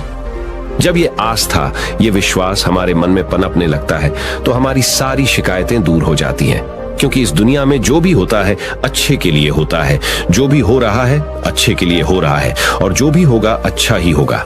चाहे हमारी बुद्धि आज वर्तमान में इस सिद्धांत को ना समझ पाए, लेकिन जीवन में कभी ना कभी किसी ना किसी मोड़ पर आपको जरूर ये एहसास होगा कि जो हुआ था वो अच्छे के लिए ही हुआ था। इसीलिए सारी शिकायतें दूर कर दो और बस अपना कर्म करते जाओ। अपने ग्रस्त जीवन को पूर्ण रूप से जिलो और उसके बाद ही सन्यासी जीवन की नींव होती है। इसके बाद बौद्ध भिक्षु ने आनंद को कहा कि वापस अपने गांव लौट जाओ, अपनी बेटियों को वापस लेकर आओ, उन्हें पालो पोसो, अपने बच्चों को वापस लेकर आओ, दूसरी शादी कर लो, लेकिन बच्चों का पालन पोषण अच्छे तरीके से करो। यह सुनकर आनंद अपने बच्चों के साथ अपने गांव में वापस लौट आता है। गांव में किसी को खबर नहीं थी कि आनंद कहां पर गया हुआ था और वो क्या ज्ञान लेकर वापस लौटा है। लेकिन अगले दिन सुबह सुबह गांव वालों ने आनंद के चेहरे पर एक अलग ही चमक, एक अलग ही आभा पाई। तो इस कहानी से हमें यह सीख मिलती है कि दूसरों के पीछे भागने से अच्छा है अकेले रहकर अपने आप को सुधारो और अपनों का काम बड़े ही खुशी से करो और शांत रहकर अपने आप की दिमाग की मनस्थिति को सुधारो। तो अब हम आपको बताएंगे कि शांत रहने के क्या क्या फायदे हैं। तो चलिए शुरुआत करते हैं। हर तरफ शोर शराबे और भाग दौड़ के बीच खामोशी की अपनी अलग ही खासियत है। आपने कई कविताओं में भी पढ़ा होगा कि मौन रहकर एक दूसरे की बात को समझना सबसे सुंदर संवाद है। लेकिन क्या आप ये जानते हैं कि चुप रहने के अपने शारीरिक और मानसिक फायदे भी हैं? विशेषज्ञ मानते हैं कि मौन यानी शांत रहने से व्यक्ति अधिक दिमागदार और उत्पादक बनने की ओर अग्रसर होता है। इससे उसके मानसिक और शारीरिक स्वास्थ्य दोनों में सुधार हो सकता है। मौन धारण करने का महत्व आज हम जिस युग में जी रहे हैं उसमें टेक्नोलॉजी एक महत्वपूर्ण भूमिका निभाती है। जहां लोग एकांत की खोज में लगे रहते, वो खुद को इन्हीं टेक्नोलॉजी को कहीं गुम कर देते हैं। लेकिन मौन को मन में बैठाने की दिशा में पहला कदम यह है कि आप अपने मानसिक स्वास्थ्य को अन्य सभी पहलुओं से बढ़कर समझें और फिर उन तकनीकों को शामिल करने का सचेत प्रयास करें जो आपको मौन रहने की आत्मीय उदारता और शक्ति का अनुभव करने की अनुमति दे। गाड़ियों के बेतहाशय हॉर्न से लेकर आसपास बजने वाले म्यूजिक, ऑन डिमांड शो और लोगों की छटर पटर से लेकर आपकी बिल्डिंग के ऊपर से उड़ते हुए हवाई जहाज की आवाज तक, हर तरफ एक घना शोर है जिसमें दूसरों की तो क्या, कभी कभी खुद की भी आवाज नहीं सुन पाते। आपके अंतर्मन की आवाज, जिसे सुनने से आपके जीवन की आधी परेशानी का समाधान मिल सकता है। वैज्ञानिक प्रमाणों के अनुसार यह हमारे स्वास्थ्य के लिए बहुत अच्छी बात है कि लेकिन शांत रहना ब्लड प्रेशर कम कर सकता है, एकाग्रता और ध्यान में सुधार ला सकता है, परेशान करने वाले विचारों को शांत कर सकता है, मस्तिष्क के विकास को बढ़ावा दे सकता है, कोर्टिसोल को कम कर सकता है, अंदर की रचनात्मकता को बढ़ावा मिलता है, अच्छी नींद को बढ़ावा मिलता है, दिमागी रूप से स्वस्थ महसूस कर सकते हैं। हालांकि यहाँ मौन रहने का मतलब परेशानी में भी चुप्पी साधे रहने से नहीं है, बल्कि अनावश्यक किसी भी शोर से दूर रहने और ध्वनि प्रदूषण से बचना है। मौन रहते हुए धीरे धीरे गहरी सांस लेने से और भी फायदे मिल सकते हैं। चुप रहना है अनेक समस्याओं का हल। तनाव घटाने और एकाग्रता बढ़ाने के लिए हम आपको अब 9 फायदे बनाएंगे। मेडिटेशन और ध्यान लगाना खुद को शांत करने और तनाव घटाने का एक बेहतरीन तरीका है। आपने ध्यान दिया होगा कि हर धर्म और संस्कृति में शांत और मौन रहने को महत्व दिया गया है। चाहे आप इसे धार्मिक नाम दें या जीने का एक तरीका माने, लेकिन दिन भर में कुछ समय तक शांत रहना आपके स्वास्थ्य के लिए बहुत फायदेमंद साबित होता है। कई साइकोलॉजिस्ट भी कॉन्फिडेंस बढ़ाने, कंसंट्रेशन बढ़ाने, मन की शांति और पॉजिटिव थिंकिंग के लिए कुछ मिनट मौन धारण करने की सलाह देते हैं। जब हम कुछ समय मौन या चुप रहते हैं तो हमें खुद से बात करने का मौका मिलता है। हम चिंतन मनन करते हैं जिससे हमारा मन शांत होता है, दिमाग रिलैक्स रहता है और हमारा दिमाग नई ऊर्जा और विचारों से भरता है। चलिए आपको बताते हैं चुप या मौन रहने के 9 फायदे। पहला फायदा, दिमाग बेहतर काम करता है। एक रिसर्च के मुताबिक अगर हम दिन भर में कुछ मिनट शांत रहते हैं तो हमारा दिमाग रिचार्ज होता है और बेहतर काम करता है। इसके लिए दिन भर में सिर्फ 3 मिनट चुप रहने से शुरुआत करें। ऐसा करने से आप देखेंगे कि आपका दिमाग ठंडा तो रहता ही है, आपके व्यक्तिगत रिश्तों में भी सुधार होता है। दूसरा फायदा, तनाव वाले हार्मोन नियंत्रित होते हैं। आज के दौर में हर तरफ शोर ही शोर है, इसकी वजह से दिमाग में तनाव पैदा होना लाजमी है। ऐसे में अगर आप हर रोज कुछ देर मौन रहने की प्रैक्टिस करते हैं तो इससे आपके तनाव पैदा करने वाले हार्मोन के लेवल में कमी आती है। इससे आपका दिमाग शांत होता है, गुस्सा नियंत्रित रहता है और तनाव बढ़ाने वाले हार्मोन्स का लेवल घटता है। तीसरा फायदा, ब्रेन सेल्स बनती है। अक्सर तनाव, स्ट्रेस, एंजाइटी और लगातार बोलते रहने और शोर शराबे के चलते हमारे दिमाग की कोशिकाएं मरने लगती हैं। ऐसे में कुछ देर मौन रहने से हमारे दिमाग की सेल्स दोबारा बनती है और उनका पुनः निर्माण हमारे दिमाग की शक्ति बढ़ाता है। इससे हमारी एकाग्रता बढ़ती है और दिमाग तेज होता है। चौथा फायदा, क्रिएटिविटी बढ़ती है। जब हम दिन भर की उलझनों में उलझे रहते हैं, इस वजह से हम शांत होकर सोचने समझने की क्षमता खोने लगते हैं। इस वजह से हमारी क्रिएटिविटी खत्म होने लगती है। जब हम कुछ देर मौन रहते हैं तो हमारे दिमाग की नई नई क्रिएटिविटी उभर कर सामने आती है। हमें सोचने समझने और सुनने की क्षमता बढ़ती है और हम कुछ नया कर पाते हैं। पांचवा फायदा, परिस्थितियों का सामना बेहतर ढंग से करते हैं। एक रिसर्च में पाया गया है कि जो लोग मौन रहने की आदत डालते हैं वो मुश्किल और तनावपूर्ण परिस्थितियों से बेहतर ढंग से निकल पाने में सक्षम होते हैं। इसकी वजह यह है कि मुश्किल परिस्थिति में वो अपना आपा नहीं खोते और लॉजिक के साथ सोचने की काबिलियत रखते हैं। इस कारण वो परिस्थितियों का बेहतर सामना कर पाते हैं। छठा फायदा दिमाग के लिए है ये एक्सरसाइज। हमारे शरीर का सबसे जटिल हिस्सा दिमाग होता है। ये पूरे शरीर को चलाता है और ये हमारे सभी इमोशंस को कंट्रोल करता है। ऐसे में जरूरी है कि हम अपने दिमाग को भी व्यायाम करवाएं। जिस तरह शरीर को मजबूत बनाने के लिए शारीरिक व्यायाम जरूरी है, उसी तरह दिमाग को मजबूत बनाने के लिए उनकी ताकत बढ़ाना जरूरी है। मौन रहना दिमाग के लिए एक व्यायाम जैसा ही है और इससे दिमाग की मांसपेशियां तंदुरुस्त रहती हैं। सातवां फायदा, पॉजिटिव विचारों का संचार। मौन रहना हमारे दिमाग को पॉजिटिव विचारों से भरता है। जब हम दिमाग को बाहरी शोर शराबे से दूर करते हुए कुछ समय खुद पर केंद्रित करते हैं तो हम अपने आसपास की अच्छाइयों को बेहतर ढंग से देख और समझ पाते हैं। इसके साथ ही हम अपने आसपास और खुद के भीतर की अच्छाइयों को अप्रिशिएट कर पाते हैं। इसीलिए कुछ समय मौन रहते हुए खुद को समझना, अपने भीतर झांकना और अपने बारे में समझना एक बेहतरीन प्रैक्टिस है। आठवां फायदा, एक अच्छे श्रोता और समीक्षक। चुप रहना और कुछ समय तक खुद को स्थिर रखना आपको एक अच्छा श्रोता और समीक्षक बनाता है। ऐसा इसलिए क्योंकि जब आप चुप रहते हैं तो आप बोलने की बजाय अधिक से अधिक सुनते हैं और उसका विश्लेषण कर पाते हैं। इससे आप पूरे तर्क और वितर्कों को जानने के बाद सही फैसला ले पाते हैं। आप सभी पक्षों को सुनते, समझते और डिसीजन ले पाते हैं। चुप रहना आपके दिमाग को शांत करता है और आपको लॉजिकल समीक्षक बनाता है। नौवां फायदा, कैसे रखें खुद को। कुछ मिनटों के लिए मौन रहने के लिए लोग बहुत तरीकों का सहारा लेते हैं। कुछ भगवान के नाम का जाप करते हैं, कुछ आपके कृत्यों का विश्लेषण करते, वहीं कुछ लोग माइंडफुलनेस प्रैक्टिस अपनाते हैं। चलिए आपको बताते हैं खुद से जोड़ते हुए मौन धारण करने के कुछ आसान तरीके। माइंडफुलनेस एक बेहतरीन मेडिटेशन प्रैक्टिस है जो आपको शांत रखने के साथ ही एंजाइटी और दिमाग को कंट्रोल करने का काम करती है। इसके लिए आप ये स्टेप्स अपना सकते हैं। पहला स्टेप, सबसे पहले आराम की अवस्था में बैठ जाएं और अपनी आंखों को रिलैक्स करते हुए मूंद लें। दूसरा स्टेप, अब अपनी सांसों पर पूरा ध्यान केंद्रित करें। अपनी सांस के उठने और गिरने की गति पर ध्यान दें और अपना दिमाग बाहरी शोर से दूर सिर्फ और सिर्फ अपनी सांसों पर केंद्रित करें। तीसरा स्टेप, अपनी सांसों पर ध्यान देना आपके पूरे शरीर को शांत करता है, दिमाग में रक्त संचार बढ़ाता है और तनाव दूर करने में मददगार होता है। चौथा स्टेप, खुद को शांत करते हुए अपने पूरे शरीर को अंदर ही अंदर स्कैन करना भी फायदेमंद साबित होता है। इससे आपको अपने शरीर के बारे में बेहतर समझ में आता है। इससे आपके दिमाग और शरीर के बीच में बेहतर संबंध स्थापित होता है। हम उम्मीद करते हैं कि ये जानकारी आपके काम आएगी। तो चलिए जानते हैं हमारे शब्दों में कितनी ताकत होती है एक कहानी के माध्यम से। तो चलिए उस कहानी की शुरुआत करते हैं। जो लोग बुद्धिमान हैं वह ये जानते हैं कि शब्द हथियार की तरह होते हैं जिनसे किसी को भी बचाया जा सकता है या किसी को भी मारा जा सकता है। अब आप सोच रहे होंगे कि शब्दों से किसी को मारा कैसे जा सकता है। तो जरा सोचिए, ज्यादातर आत्महत्याओं के पीछे किसका कारण होता है? किसी के पति ने कुछ कहा, किसी के पिता ने कुछ कहा और उन लोगों ने आत्महत्या कर ली।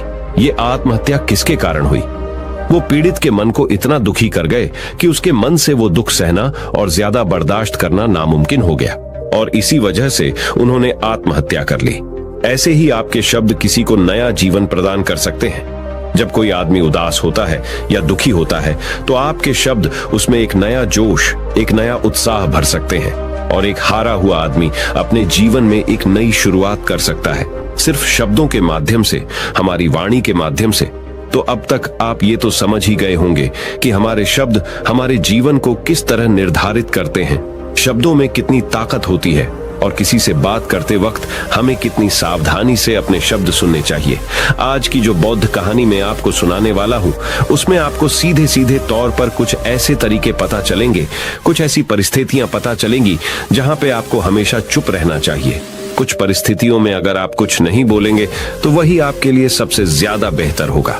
इससे पहले कि आप इस कहानी में खो जाएं, इस चैनल को सब्सक्राइब जरूर कर लें। तो चलिए कहानी शुरू करते हैं।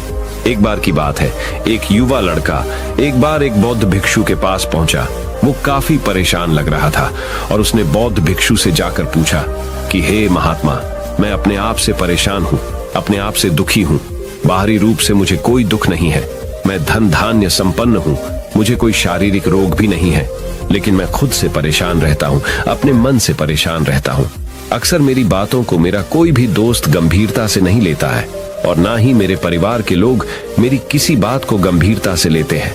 मैं जो कुछ भी सलाह देता हूँ या तो वह उसे मजाक में उड़ा देते हैं या फिर उसे गंभीरता से लेते ही नहीं है। मेरी बातों को कोई गंभीरता से क्यों नहीं लेता है? क्यों मेरी बातों पर कोई अमल नहीं करता? क्यों मेरी बातों में कोई रुचि नहीं दिखाता? क्या कारण है? कृपया मुझे बताने का कष्ट करें और मेरे मन के इस दुख को दूर करें। यह सुनकर बौद्ध भिक्षु ने कहा कि आज सुबह मैं चालित ध्यान करके वापस आ रहा था। रास्ते में कुछ कौवे कांव कांव कर रहे थे और वहीं पर जब मैं चलता हुआ कुछ दूर आया तो मुझे एक मोर की मधुर आवाज सुनाई दी। ये सुनकर अचानक मेरे मन में ख्याल आया कि कौवे कितना कांव कांव करते हैं, कितना बोलते रहते हैं, लेकिन कोई भी प्राणी कौवे की आवाज को पसंद नहीं करता। मोर हमेशा सही परिस्थिति के हिसाब से बोलता है। जब भी बारिश होने वाली होती है और बादल गरजते हैं और बारिश होने की आशंका होती है, ऐसे में मोर अपनी मधुर आवाज में गाता है जो सभी को प्रिय होता है, सभी को अच्छा लगता है। ऐसे ही अगर इंसान सही परिस्थिति के हिसाब से सही शब्द बोले, सही वाणी बोले, तो वही वाणी दूसरों के लिए संगीत हो जाती है, संगीत बन जाती है और दूसरे लोग तुमसे सम्मोहित हो जाते हैं और वहीं पर तुम्हें सब लोग गंभीरता से लेने लगते हैं। और दूसरी तरफ अगर तुम यूं ही बेफिजूल ऐसे ही बोलते रहते हो, बिना किसी बात के बोले चले जाते हो, तो फिर तुम्हें कोई गंभीरता से नहीं लेता। तुम उस कौवे की भांति हो जाते हो जिसकी वाणी कोई पसंद नहीं करता और बाद में तुम्हें दुख होता है कि तुम्हें कोई गंभीरता से क्यों नहीं लेता। इसीलिए अपने शब्दों को बेहद बुद्धिमानी के साथ इस्तेमाल करना सीखो। अगर तुम नहीं सीखोगे तो समाज में तुम्हें कोई सम्मान या कोई गंभीरता से नहीं लेगा। ये सुनकर वो युवा लड़का बोला कि हे महात्मा, मैं जानता हूं कि मैं ज्यादा बोलने की बीमारी से ग्रस्त हूं, मुझे इतना नहीं बोलना चाहिए, लेकिन मैं अपने आप पे काबू नहीं रख पाता और ना ही मैं इतना बुद्धिमान हूं कि मैं अपने शब्दों को नाप तोल कर बोल सकूं। मैं तो किसी से बात करते वक्त इतना सोचता भी नहीं कि मुझे अपने शब्द किस तरह इस्तेमाल करने हैं। कृपया करके कुछ ऐसी परिस्थितियां बता दीजिए जहां पर मुझे कम बोलना है या फिर बोलना ही नहीं है, हमेशा चुप रहना है। अगर आप मेरा ऐसे मार्गदर्शन कर सकते हैं तो मेरा जीवन आसान हो जाएगा और मुझे ज्यादा दिमाग या अपनी बुद्धि लगाने की भी जरूरत नहीं पड़ेगी। ये सुनकर बौद्ध भिक्षु ने मुस्कुराते हुए कहा कि बेटा, वैसे तो इंसान को हर परिस्थिति में सोच समझकर ही बोलना चाहिए, लेकिन अगर वो हमेशा होश में नहीं रह पाता है, ध्यान में नहीं रह पाता है, तो मैं तुम्हारे दैनिक जीवन की कुछ ऐसी परिस्थितियां बता रहा हूं जहां पर तुम्हें हमेशा चुप रहना है। अगर तुम ऐसी जगहों पर कुछ बोलोगे तो जहां तुम्हारा अपमान ही होगा या फिर तुम्हें कोई गंभीरता से नहीं लेगा। सबसे पहली जगह है, या यूं कहे ऐसी परिस्थिति जहां पर इंसान को हमेशा चुप रहना चाहिए, वो है जब किसी ऐसे विषय के बारे में बातचीत हो रही हो जिसके बारे में आपको कोई जानकारी ही नहीं है। तो ऐसी परिस्थिति में व्यर्थ में बीच में टांग अड़ाना, अपना ज्ञान देना, व्यर्थ का ज्ञान, आपको कुछ पता नहीं है लेकिन फिर भी आप अपना ज्ञान देने के लिए उत्सुक हैं, तो ऐसी जगह पर आपका अपमान ही होगा। जरा तुम खुद सोचो, जब कोई बीमार आदमी अपनी बीमारी के बारे में चर्चा कर रहा हो और आपको उस बीमारी के बारे में कोई भी ज्ञान नहीं है, लेकिन फिर भी आप व्यर्थ में, बेकार में उसे ऐसी ऐसी औषधियों बता रहे हैं जिनका उसकी बीमारी से कोई तालमेल ही नहीं है, तो ऐसे में आप अपनी प्रतिष्ठा अपने हाथों से खो रहे होते हैं और आपको पता ही नहीं होता। ऐसी परिस्थिति में आदमी को हमेशा सुनना चाहिए। ध्यान से सुनना भी एक कला होती है। अगर आप सुनने का दिखावा करेंगे तो कहीं ना कहीं सामने वाले आदमी को ये एहसास हो जाता है कि ये मेरी बात पूरे ध्यान से नहीं सुन रहा है। इसीलिए जब आपको किसी विषय के बारे में पूरी तरह से जानकारी ना हो तो वहां पर केवल अपने कान लगाना ही ज्यादा महत्वपूर्ण होता है, ज्यादा जरूरी होता है।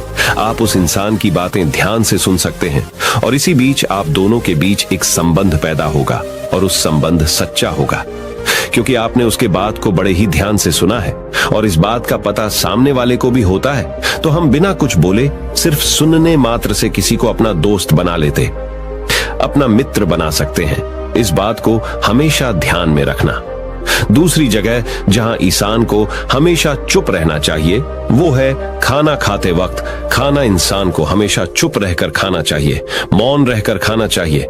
महात्मा बुद्ध और उनके भिक्षु हमेशा चुप रहकर भोजन करते हैं, शांत भाव से भोजन करते हैं, परिपूर्ण होकर भोजन करते हैं, पूरी तरह से करते हैं, एक एक टुकड़े का स्वाद लेकर भोजन करते हैं। और ऐसा भोजन जब आपके शरीर में पहुंचता है तो वो आपके अंग अंग तक ऊर्जा पहुंचाता है। अक्सर हम भोजन करते वक्त कुछ ना कुछ बोलते रहते हैं, कुछ ना कुछ सुनते रहते हैं, लेकिन मौन रहकर पूरा स्वाद लेकर उस भोजन को कभी नहीं करते। हम उस भोजन को करते वक्त आधे अधूरे ही रहते हैं और इसीलिए हमारा शरीर रोगों से ग्रस्त हो जाता है। जरा तुम खुद सोचो, बौद्ध भिक्षु हमेशा भिक्षा लेकर भोजन करता है और भिक्षा भी कितनी बिल्कुल मामूली सी, और वो भी एक वक्त। तो एक वक्त भोजन करने के बाद भी वो इतने स्वस्थ रहते थे, इतने उत्साह, जोश और आनंद से भरे होते थे। और हम तो इतना खाना खाते हैं, इतने सारे भोजन की सामग्री हमारे लिए उपलब्ध होती है, लेकिन हमारे शरीर में कोई ऊर्जा नहीं होती।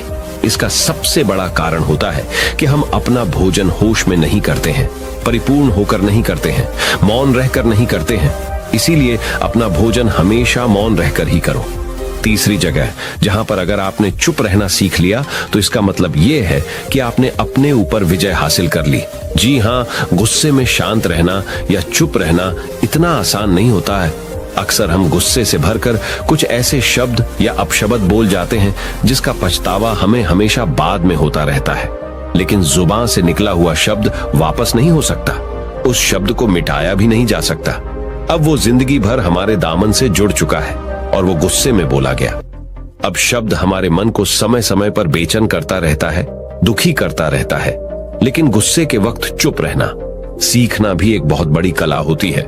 गुस्से में आदमी का अपने ऊपर काबू कहां रहता है, अपनी इंद्रियों को वश में कहां रख पाता है। इसीलिए इस कला को आप तभी सीख सकते हैं जब आप गुस्सा भी होश में रहकर कर पाए। जब भी आपको गुस्सा आए, आपके दिमाग में सिर्फ एक ही बात आए कि मुझे चुप रहना है, मुझे किसी से कुछ गाली गलौच नहीं करना, किसी को कोई अपशब्द नहीं बोलना। और जब ये विचार गुस्से के साथ जुड़ जाता है और धीरे धीरे ये आदत बन जाता है तो आप अपने गुस्से को भी काबू में करना सीख जाते हैं। जब भी कभी गुस्सा आए तो किसी को कुछ बोलने की बजाय कुछ शारीरिक व्यायाम करना शुरू कर, उछलना, भागना, दौड़ना, जिम करना, कुछ भी। आप ऐसा व्यायाम कर सकते हो जिसमें आपका शरीर थक जाए। आप पाएंगे कि जब आपका शरीर थक जाता है तो आपका मन भी शांत हो जाता है। आपने उस गुस्से की ऊर्जा को एक सकारात्मक रूप दे दिया। और यही बुद्धिमान व्यक्ति की पहचान होती है, जो दूसरों के तानों से भी अपना घर बना लेता है, अपनी कामयाबी के रास्ते निकाल लेता है। वही सच में बुद्धिमान आदमी है। जो जहर को भी दवा बनाकर इस्तेमाल करना सीख जाए वही असली बुद्धिमान होता है। चौथी जगह जहां आप चुप रहेंगे तो आपके लिए वही सबसे ज्यादा बेहतर होगा, वही आपको सम्मान दिलाएगा। चौथी जगह है जब चार लोग आपस में बैठकर बातें कर रहे हो, कोई बैठक कर रहे हो, तो वहां पर जब चार लोग बात कर रहे होते हैं तो चारों लोग एक साथ तो बात कर नहीं सकते। एक बार में एक व्यक्ति बोलेगा और तीन सुनेंगे, तभी वो बैठक कामयाब हो पाएगी, तभी वो चर्चा सही रूप में आगे बढ़ पाएगी। लेकिन अगर कोई आदमी ऐसा बैठा हुआ है जो बीच में ही दूसरे की बात काटकर अपनी बात को ऊपर रखना चाहता है, तो ऐसे में वो चर्चा या वो बैठक आपको कहीं नहीं पहुंचाएगी और चारों लोगों के बीच आप सबसे मूर्ख कहलाओगे। अगर आपको अपनी बात कहनी है तो सामने वाले को अपनी बात पूरा करने दो, उसके बाद अपने विचार रखो।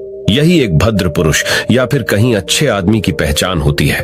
और आखिरी जगह, अगर हमारे माता पिता हमें कुछ कह देते हैं, हमारे बड़े बुजुर्ग हमें किसी बात पर डांट देते हैं या हमें थप्पड़ भी मार देते हैं, तो ऐसी जगहों पे आपका चुप रहना ही उनके प्रति सम्मान दिखाएगा, उनके प्रति आदर का भाव व्यक्त होगा। अगर आप उनके सामने उनका विरोध कर देते हैं, उनका प्रतिरोध कर देते हैं, तो वो गुस्सा तो थोड़ी देर बाद शांत हो जाएगा, लेकिन वो कही गई बात, वो विरोध किया हुआ शब्द या फिर कुछ भी उल्टा सीधा हमेशा आपके मन को सताएगा और आपके माता पिता को हमेशा यही लगेगा कि आज ये हमारी इज्जत नहीं करता, आज ही हमारी बात नहीं मानता, क्योंकि ये कमाने लग गया है, ये बड़ा आदमी बन गया है। ऐसी ऐसी बातें उठेंगी, ऐसे ऐसे तंज कसे जाएंगे। इसीलिए ऐसी जगह पे आप मौन रहिए, चुप रहिए, कुछ मत बोलिए, अपने गुस्से को अपने अंदर ही पी लीजिए, कुछ व्यायाम कर लीजिए, भाग लीजिए, दौड़ लीजिए, आपका मन अपने आप शांत हो जाएगा।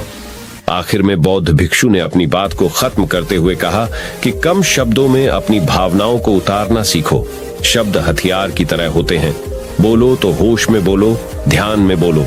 जीवन शैली ऐसी बना लो कि आप जब भी बोलो पूरे होश में रहकर बोलो, पूरे आनंद के साथ बोलो, पूरे प्रेम के साथ बोलो।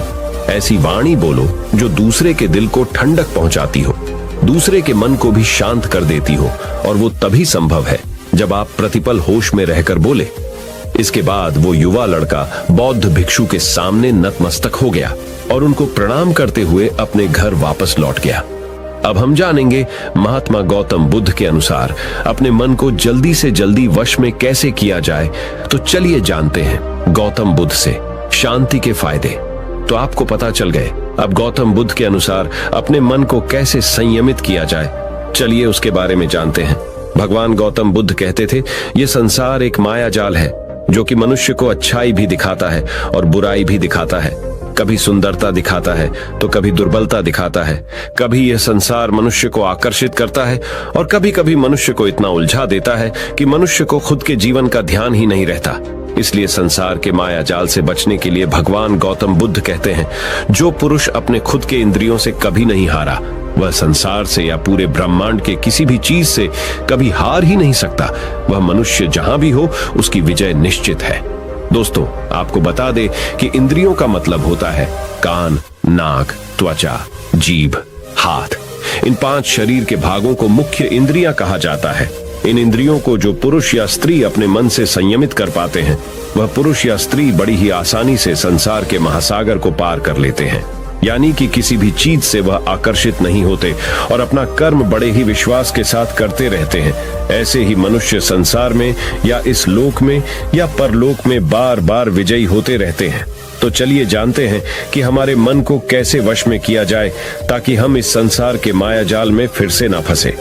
भगवान गौतम बुद्ध कहते हैं, मन को वश में करने के लिए सबसे पहले आपको यह जानना होगा कि आपके शरीर से श्रेष्ठ आपकी इंद्रियां होती हैं। आपकी इंद्रियों से श्रेष्ठ आपका मन होता है और आपके मन से श्रेष्ठ आपकी बुद्धि होती है और अंततः बुद्धि से श्रेष्ठ आपका आत्मा होता है और आत्मा से भी श्रेष्ठ परमात्मा होते हैं, यानी भगवान होते हैं। तो अगर आपके मन को वश में करना है तो सबसे पहले आपकी बुद्धि में यह विचार करें कि मैं आज से बुरे कामों के बारे में सोचूंगा भी नहीं और मेरे अच्छे काम विश्वास से करता रहूंगा। दोस्तों, अगर आप बुरी आदतों के बारे में सोचोगे ही नहीं तो वह आदतें आपकी बुद्धि पर हावी नहीं होगी और आप कभी गलत काम नहीं करोगे। तो सबसे पहली बात तो यह है कि अपने बुद्धि में से बुरी आदतों को निकाल दो और अपनी बुद्धि में जो भी आपका काम है उस काम के बारे में विचार डालना शुरू कर दो। फिर आपकी बुद्धि आपके मन को आपके काम के बारे में संदेश देगी और मन सभी इंद्रियों को वश में करके आपके काम के ऊपर लगा देगा। तो इसी तरह से करते करते आपका मन एक दिन अवश्य ही वश में हो जाएगा, और जिस व्यक्ति का मन वश में हो जाता है उस व्यक्ति के मन में हमेशा ही भगवान वास करते हैं। तो देखा दोस्तों, मन को वश में करने के लिए सबसे पहले आपको अपनी बुद्धि को अपने काम के बारे में ज्ञान देना होगा और बुद्धि में से बुरी आदतों को बिल्कुल निकलना होगा, यानी कि उनके बारे में सोचना ही छोड़ना होगा। तब जाकर आप अपने मन को वश में अवश्य ही कर पाओगे, और जब आप पूर्णतः आप अपने मन को वश में कर लोगे तब आपके लिए सुख दुख सर्दी गर्मी और मान अपमान सब एक जैसा होगा, और आप इस दुनिया के माया से परे हो जाओगे। आपको कोई भी चीज आकर्षित नहीं कर पाएगी, उल्टा आपसे ही लोग आकर्षित होंगे, और आप जैसा भी काम करते हैं लोग भी आपको देखकर वैसा ही काम करेंगे, और लोगों को आप एक आकर्षित और बुद्धिमान मनुष्य लगोगे। इसलिए हमारे भागवत गीता में भगवान कृष्ण ने यह कहा है कि मन का सारा खेल है, मन के हारे हार है और मन के जीते जीत है।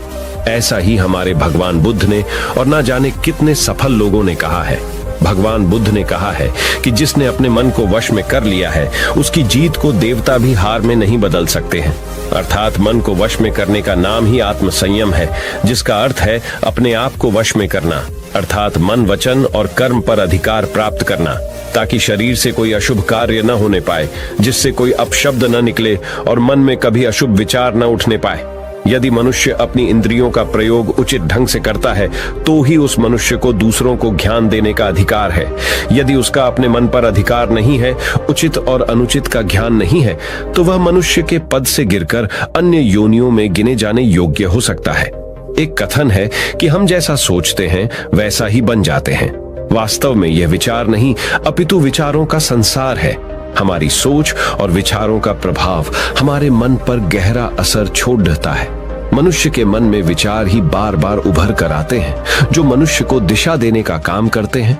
विचार ही मस्तिष्क को गति प्रदान करते हैं और गलत विचार क्रोध की ओर जाने को विवश करते हैं। यह हमारी भूल है कि हम सोचते हैं कि वचनों की कोई शक्ति नहीं है। संसार में जो भी हुआ, जो भी हो रहा है और जो भी होगा, सब हमारे कर्म के प्रभाव से हुआ है, और जो हो सकता है और आगे जो होगा वह कर्म की शक्ति से होता है, वह विचारों की शक्ति होती है। यदि हमारे अंदर आत्म संयम नहीं है तो आत्मिकता का धन हमारे हाथ नहीं आ सकता है। हम इंद्रियों के जाल में फंसकर पहले तो निर्मल होंगे, फिर अपमानित होते हुए पहले अपना अनिष्ट करेंगे और फिर किसी और का करेंगे। ये सच है कि जो लोग दूसरों के लिए सोचते हैं उनका मन विश्वासपूर्ण विचारों का स्रोत है। इसलिए यदि बुराई से बचना हो तो अपनी दिशा को भलाई की ओर मोद्दा देना चाहिए। वास्तव में यदि आप जीतना ही चाहते हैं तो सबसे पहले आत्म संयम की आदत डाल लें, क्योंकि संयम का अर्थ ही है अपनी बिखरी हुई शक्तियों को निश्चित दिशा देना। मान लीजिए जिस कार्य को नहीं करना है और जब उसे ही करने के लिए मन आकर्षित करता है तो आप उसे प्रयास पूर्वक रोकने के लिए मन बना लें। उसे ही आत्म संयम कहते हैं। संयम का अर्थ है जब हम आकर्षणों की ओर जाने के लिए हमारा मन सहज रूप से रुक जाए। गांधी जी ने कहा था कि अनुशासन और बलिदान के बिना मुक्ति की आशा नहीं की जा सकती है। लेकिन यह बात भी सच है कि लोग अक्सर गुस्से में विवेक शून्य होकर तुरंत अपने आत्म संयम को गुस्से में खो देते हैं। यह सच है कि समय बीतने के साथ लोगों के आत्म संयम में भारी कमी आई है। इसके गंभीर परिणाम सामने भी आए हैं। इसलिए आत्म संयम की उपयोगिता को किसी भी हाल में कम नहीं आंका जा सकता है। लेकिन यह भी सच है कि शुरुआत में आत्म संयम का मार्ग थोड़ा कठिन लगता है। अर्थात मन को वश में करने का नाम ही आत्म संयम है। मनुष्य को मिली हुई शक्तियों को निश्चित दिशा देना संयम कहलाता है। जीवन में असंभव कुछ भी नहीं है। जब जागो तब सवेरा होता है। अगर आपको यह लगता है कि मेरे जीवन में बहुत से बुरे काम किए हुए हैं और अब इन गलत कामों को सुधारने के लिए कोई भी विकल्प नहीं है, तो आपको गौतम बुद्ध के जीवन की यह कहानी एक बार अवश्य सुननी चाहिए। तो चलिए कहानी को शुरू करते हैं। एक दिन एक किसान बुद्ध के पास आया और बोला, महाराज, मैं एक साधारण किसान हूँ। बीज बोकर हल चलाकर अनाज उत्पन्न करता हूँ और तब उसे ग्रहण करता हूँ, किंतु इससे मेरे मन को तसल्ली नहीं मिलती। मैं कुछ ऐसा करना चाहता हूँ जिससे मेरे खेत में अमृतत्व के फल उत्पन्न हो। आप मुझे मार्गदर्शन दीजिए जिससे मेरे खेत में अमृतत्व के फल उत्पन्न होने लगे। बात सुनकर बुद्ध मुस्कुराकर बोले, भले व्यक्ति, तुम्हें अमृतत्व का फल तो अवश्य मिल सकता है, किंतु इसके लिए तुम्हें खेत में बीज न बोकर अपने मन में बीज बोने होंगे। यह सुनकर किसान हैरानी से बोला, प्रभु, आप यह क्या कह रहे हैं? भला मन के बीज बोकर भी फल प्राप्त हो सकते हैं? बुद्ध बोले, बिल्कुल हो सकते हैं, और इन बीजों से तुम्हें जो फल प्राप्त होंगे वे वाकई साधारण न होकर अद्भुत होंगे, जो तुम्हारे जीवन को भी सफल बनाएंगे और तुम्हें नेकी की राह दिखाएंगे। किसान ने कहा, प्रभु, तब तो मुझे अवश्य बताइए कि मैं मन में बीज कैसे बोऊं? बुद्ध बोले, तुम मन में विश्वास के बीज बो, विवेक का हल चलाओ, ज्ञान के जल से उसे सींचो और उसमें नम्रता का उर्वरक डालो। इससे तुम्हें अमृतत्व का फल प्राप्त होगा। उसे खाकर तुम्हारे सारे दुख दूर हो जाएंगे और तुम्हें असीम शांति का अनुभव होगा। बुद्ध से अमृतत्व के फल की प्राप्ति की बात सुनकर किसान की आंखें खुल गईं। वह समझ गया कि अमृतत्व का फल सद्विचारों के द्वारा ही प्राप्त किया जा सकता है। गौतम बुद्ध किसी उपवन में विश्राम कर रहे थे। तभी बच्चों का एक झुंड आया और पेड़ पर पत्थर मारकर आम गिराने लगा। एक पत्थर बुद्ध के सर पर लगा और उससे खून बहने लगा। बुद्ध की आंखों में आंसू आ गए। बच्चों ने देखा तो भयभीत हो गए। उन्हें लगा कि अब बुद्ध उन्हें भला बुरा कहेंगे। बच्चों ने उनके चरण पकड़ लिए और उनसे क्षमा याचना करने लगे। उनमें से एक बच्चे ने कहा, हमसे बड़ी भूल हो गई है, मेरी वजह से आपको पत्थर लगा और आपके आंसू आ गए। इस पर बुद्ध ने कहा, बच्चों, मैं इसलिए दुखी हूं कि तुमने आम के पेड़ पर पत्थर मारा तो पेड़ ने बदले में तुम्हें मीठे फल दिए, लेकिन मुझे मारने पर मैं तुम्हें सिर्फ भय दे सका। एक बार भगवान बुद्ध अपने अनुयायियों के साथ किसी गांव में उपदेश देने जा रहे थे। उस गांव से पूर्व ही मार्ग में उन लोगों को जगह जगह बहुत सारे गड्ढे खुदे हुए मिले। बुद्ध के एक शिष्य ने उन गड्ढों को देखकर जिज्ञासा प्रकट की, आखिर इस तरह के गड्ढे खुदे होने का तात्पर्य क्या है? बुद्ध बोले, पानी की तलाश में किसी व्यक्ति ने इतने गड्ढे खोदे हैं। यदि वह धैर्य पूर्वक एक ही स्थान पर गड्ढा खोदता तो उसे पानी अवश्य मिल जाता, पर वह थोड़ी देर गड्ढा खोदता और पानी न मिलने पर दूसरा गड्ढा खोदना शुरू कर देता। व्यक्ति को परिश्रम करने के साथ धैर्य भी रखना चाहिए। एक बार भगवान बुद्ध भिक्षा के लिए एक किसान के यहाँ पहुंचे। तथागत को भिक्षा के लिए आया देखकर किसान उपेक्षा से बोला, श्रमण, मैं हल जोतता हूँ और तब खाता हूँ। तुम्हें भी हल जोतना और बीज बोना चाहिए और तब खाना खाना चाहिए। बुद्ध ने कहा, महाराज, मैं भी खेती ही करता हूँ। इस पर किसान को जिज्ञासा हुई। बोले, गौतम, मैं न तुम्हारा हल देखता हूँ, न बैल और न खेती के स्थल। तब आप कैसे कहते हैं कि आप भी खेती ही करते हैं? आप कृपया अपनी खेती के संबंध में समझाइए। बुद्ध ने कहा, महाराज, मेरे पास श्रद्धा का बीज, तपस्या रूपी वर्षा, प्रजा रूपी जोत और हल है, पाप भीरुता का दंड है, विचार रूपी रस्सी है, स्मृति और जागरूकता रूपी हल की फाल और पेनी है। मैं वचन और कर्म में संयत रहता हूँ। मैं अपनी इस खेती को बेकार घास से मुक्त रखता हूँ और आनंद की फसल काट लेने तक प्रयत्नशील रहने वाला हूँ। अप्रमाद मेरा बैल है जो बाधाएं देखकर भी पीछे मुंह नहीं मोड़ता है। वह मुझे सीधा शांति धाम तक ले जाता है। इस प्रकार मैं अमृत की खेती करता हूँ। एक बार बुद्ध से मल्लुक्य पुत्र ने पूछा, भगवान, आपने आज तक यह नहीं बताया कि मृत्यु के उपरांत क्या होता है। उसकी बात सुनकर बुद्ध मुस्कुराए। फिर उन्होंने उससे पूछा, पहले मेरी एक बात का जवाब दो। अगर कोई व्यक्ति कहीं जा रहा हो और अचानक कहीं से आकर उसके शरीर में एक विषबुझा बाण घुस जाए तो उसे क्या करना चाहिए? पहले शरीर में घुसे बाण को हटाना ठीक रहेगा या फिर देखना कि बाण किधर से आया है और किसे लक्ष्य कर मारा गया है? मल्लु के पुत्र ने कहा, पहले तो शरीर में घुसे बाण को तुरंत निकालना चाहिए, अन्यथा विष पूरे शरीर में फैल जाएगा। बुद्ध ने कहा, बिल्कुल ठीक कहा तुमने। अब यह बताओ कि पहले इस जीवन के दुखों के निवारण का उपाय किया जाए या मृत्यु की बाद की बातों के बारे में सोचा जाए? मल्लुक के पुत्र अब समझ चुका था और उसकी जिज्ञासा शांत हो गई। एक दिन एक व्यक्ति बुद्ध के पास पहुंचा। वह बहुत अधिक तनाव में था। अनेक प्रश्न उसके दिमाग में घूम घूम कर उसे परेशान कर रहे थे, जैसे आत्मा क्या है, आदमी मृत्यु के बाद कहां जाता है, सृष्टि का निर्माता कौन है, स्वर्ग नरक की अवधारणा कहां तक सच है और ईश्वर है या नहीं। उसे इन प्रश्नों के उत्तर नहीं मिल रहे थे। जब वह बुद्ध के पास पहुंचा तो उसने देखा कि बुद्ध को कई लोग घेर कर बैठे हैं। बुद्ध उन सभी के प्रश्नों व जिज्ञासाओं का समाधान अत्यंत सहज भाव से कर रहे हैं। काफी देर तक यह क्रम चलता रहा, किंतु बुद्ध धैर्यपूर्वक हर एक को संतुष्ट करते रहे।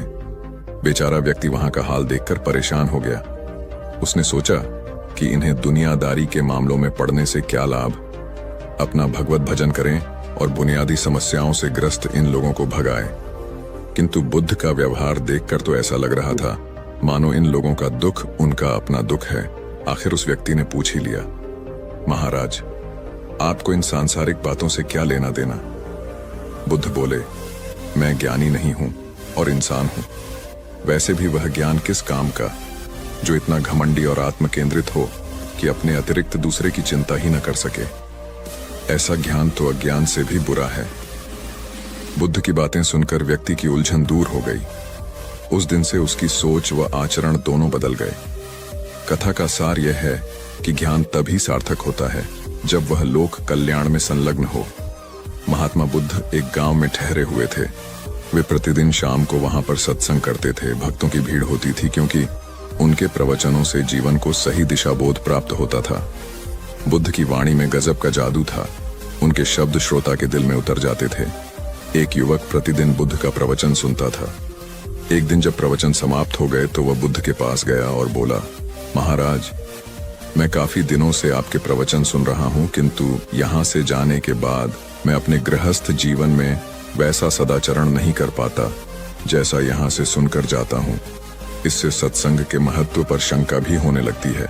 बताइए, मैं क्या करूं? बुद्ध ने युवक को बांस की एक टोकरी देते हुए उसमें पानी भरकर लाने के लिए कहा। युवक टोकरी में जल भरने में असफल रहा। बुद्ध ने यह कार्य निरंतर जारी रखने के लिए कहा। युवक प्रतिदिन टोकरी में जल भरने का प्रयास करता, किंतु सफल नहीं हो पाता। कुछ दिनों बाद बुद्ध ने उससे पूछा, इतने दिनों से टोकरी में लगातार जल डालने से क्या टोकरी में कोई फर्क नजर आया? युवक बोला, एक फर्क जरूर नजर आया है। पहले टोकरी के साथ मिट्टी जमा होती थी, अब वह साफ दिखाई देती है। कोई गंदगी नहीं दिखाई देती है और इसके छेद पहले जितने बड़े नहीं रह गए, वे बहुत छोटे हो गए हैं। तब बुद्ध ने उसे समझाया, यदि इसी तरह उसे पानी में निरंतर डालते रहोगे तो कुछ ही दिनों में ये छेद फूलकर बंद हो जाएंगे और टोकरी में पानी भर पाओगे। इसी प्रकार जो निरंतर सत्संग करते हैं उनका मन एक दिन अवश्य निर्मल हो जाता है। अवगुणों के छिद्र भरने लगते हैं और गुणों का जल भरने लगता है। युवक ने बुद्ध से अपनी समस्या का समाधान पा लिया। निरंतर सत्संग से दुर्जन भी सज्जन हो जाते हैं, क्योंकि महापुरुषों की पवित्र वाणी उनके मानसिक विकारों को दूर कर उनमें सद्विचारों का आलोक प्रसारित कर देती है। एक आदमी को बुद्ध ने सुझाव दिया कि दूर से पानी लाते हो, क्यों नहीं अपने घर के पास एक कुआं खोद लेते? हमेशा के लिए पानी की समस्या से छुटकारा मिल जाएगा। सलाह मानकर उस आदमी ने कुआं खोदना शुरू किया, लेकिन 7-8 फीट खोदने के बाद उसे पानी तो क्या, गीली मिट्टी का भी चिन्ह नहीं मिला। उसने वह जगह छोड़कर दूसरी जगह खुदाई शुरू की, लेकिन 10 फीट खोदने के बाद भी उसमें पानी नहीं निकला। उसने फिर तीसरी जगह कुआं खोदना शुरू किया, लेकिन यहां भी उसे निराशा ही हाथ लगी। इस क्रम में उसने 8-10 फीट के 10 कुएं खोद डाले, लेकिन पानी कहीं नहीं मिला। वह निराश होकर बुद्ध के पास गया। उसने बुद्ध को बताया कि मैंने 10 कुएं खोद डाले, मगर पानी एक में भी नहीं निकला। बुद्ध को आश्चर्य हुआ। वे स्वयं चलकर उस स्थान पर आए जहां उसने 10 गड्ढे खोदे हुए थे। बुद्ध ने उन गड्ढों की गहराई देखी और सारा माजरा समझ गए। फिर वे बोले, 10 कुएं खोदने की बजाय एक कुएं में ही तुम अपना सारा परिश्रम लगाते तो पानी कब का मिल गया होता।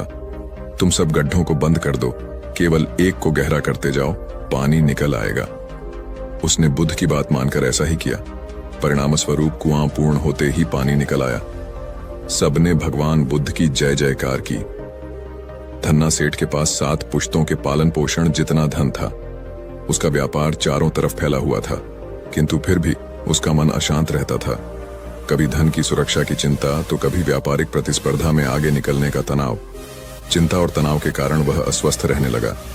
उसके मित्र ने उसकी गिरती दशा देखी तो उसे बुद्ध के पास जाने की सलाह दी। सेठ बुद्ध के पास पहुंचा और अपनी समस्या बताई। बुद्ध ने उसे सांत्वना देते हुए कहा, तुम घबराओ मत, तुम्हारा कष्ट अवश्य दूर होगा, बस तुम यहाँ कुछ दिन रहकर ध्यान किया करो। बुद्ध के कहे अनुसार सेठ ने रोज ध्यान करना शुरू कर दिया, किंतु सेठ का मन ध्यान में नहीं लगा। वह जैसे ही ध्यान करने बैठता उसका मन फिर अपनी दुनिया में चला जाता। उसने बुद्ध को यह बात बताई, किंतु बुद्ध ने कोई उपाय नहीं बताया। थोड़ी देर बाद जब सेठ बुद्ध के साथ वन में सायंकालीन भ्रमण कर रहा था तो उसके पैर में एक कांटा चुभ गया। वह दर्द के मारे कराहने लगा। बुद्ध ने कहा, बेहतर होगा कि तुम जी खड़ा कर कांटे को निकाल दो, तब इस दर्द से मुक्ति मिल जाएगी। सेठ ने मन कड़ाकर कांटा निकाल दिया, उसे चैन मिल गया। तब बुद्ध ने उसे समझाया, ऐसे ही लोभ, मोह, क्रोध, घमंड व द्वेष के कांटे तुम्हारे मन में गड़े हैं। जब तक अपने मन की संकल्प शक्ति से उन्हें नहीं निकालोगे, अशांत ही रहोगे। सेठ का ज्ञान बुद्ध के इन शब्दों से दूर हो गया और उसने निर्मल हृदय की राह पकड़ ली। अपनी कुप्रवृत्तियों से मुक्ति के लिए संकल्पबद्धता अनिवार्य है। जब तक व्यक्ति दृढ़ निश्चय न कर। एक युवक ने बुद्ध से आकर कहा, मेरा गांव अशिक्षित है, मैं अपने परिवार से झगड़कर थोड़ा बहुत पढ़ पाया हूं, आगे और पढ़ना चाहता हूं, किंतु सभी रोक रहे हैं। घर के लोग सोचते हैं कि खेती में खूब पैसा है और उसके लिए किसी शिक्षा की आवश्यकता नहीं है। यही सोच गांव वालों की भी है। कृपया आप मेरे गांव चलकर वहां शिक्षा का प्रसार करवाइए। बुद्ध युवक की बात मानकर गांव आ गए। धर्म भीरू ग्रामीणों ने बुद्ध का सत्कार किया और रोज उनके प्रवचन सुनने आने लगे। बुद्ध जब भी शिक्षा का महत्व बताते, ग्रामीण विरोधी मत रखते। एक दिन एक महिला अपने 5 साल के बच्चे के लिए पूछने लगी कि उसे किस उम्र से शिक्षा दिलवाए।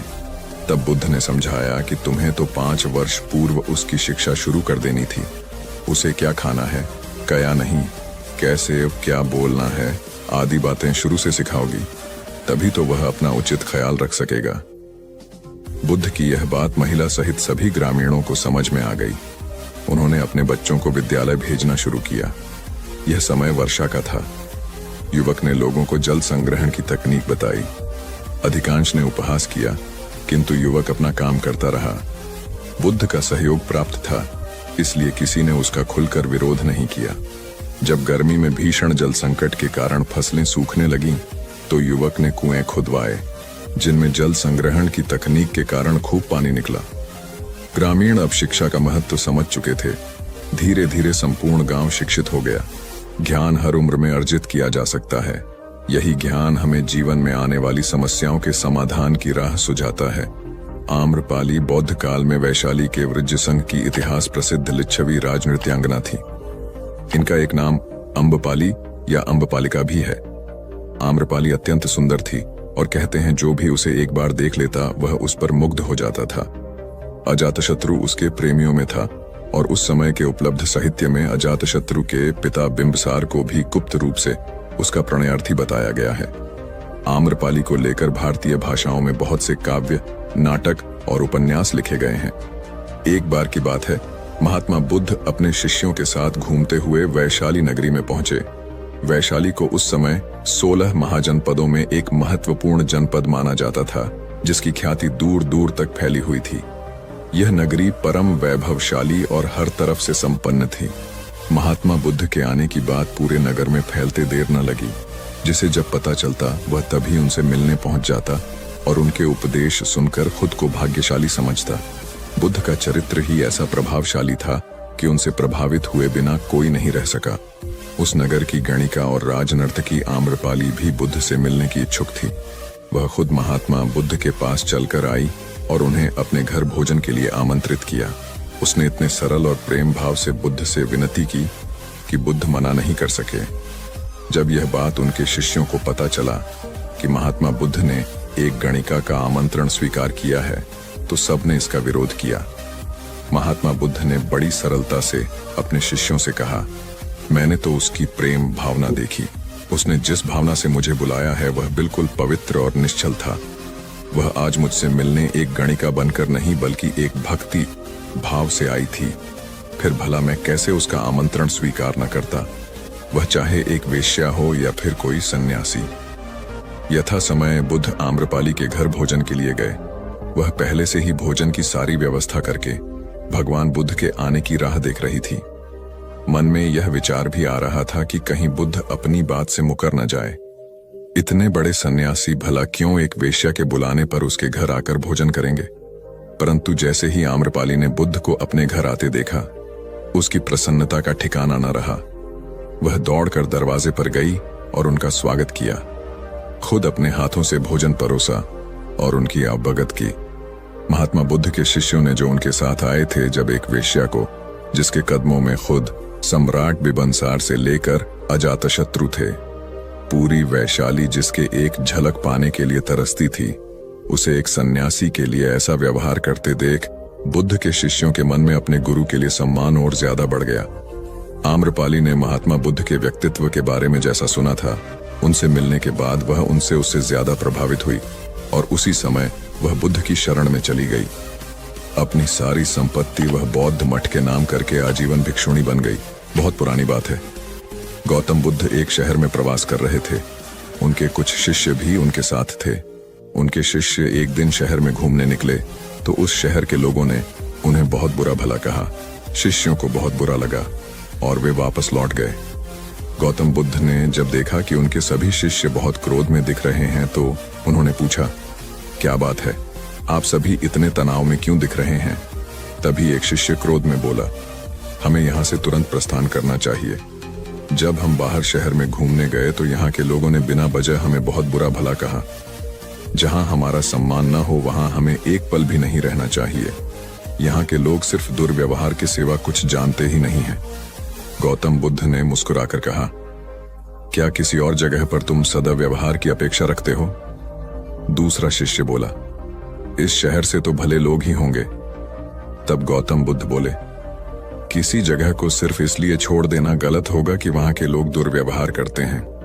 हम तो संत हैं, हमें तो कुछ ऐसा करना चाहिए कि जिस स्थान पर भी जाएं, उस स्थान को तब तक न छोड़े जब तक अपनी अच्छाइयों से वहां के लोगों को सुधार न दें।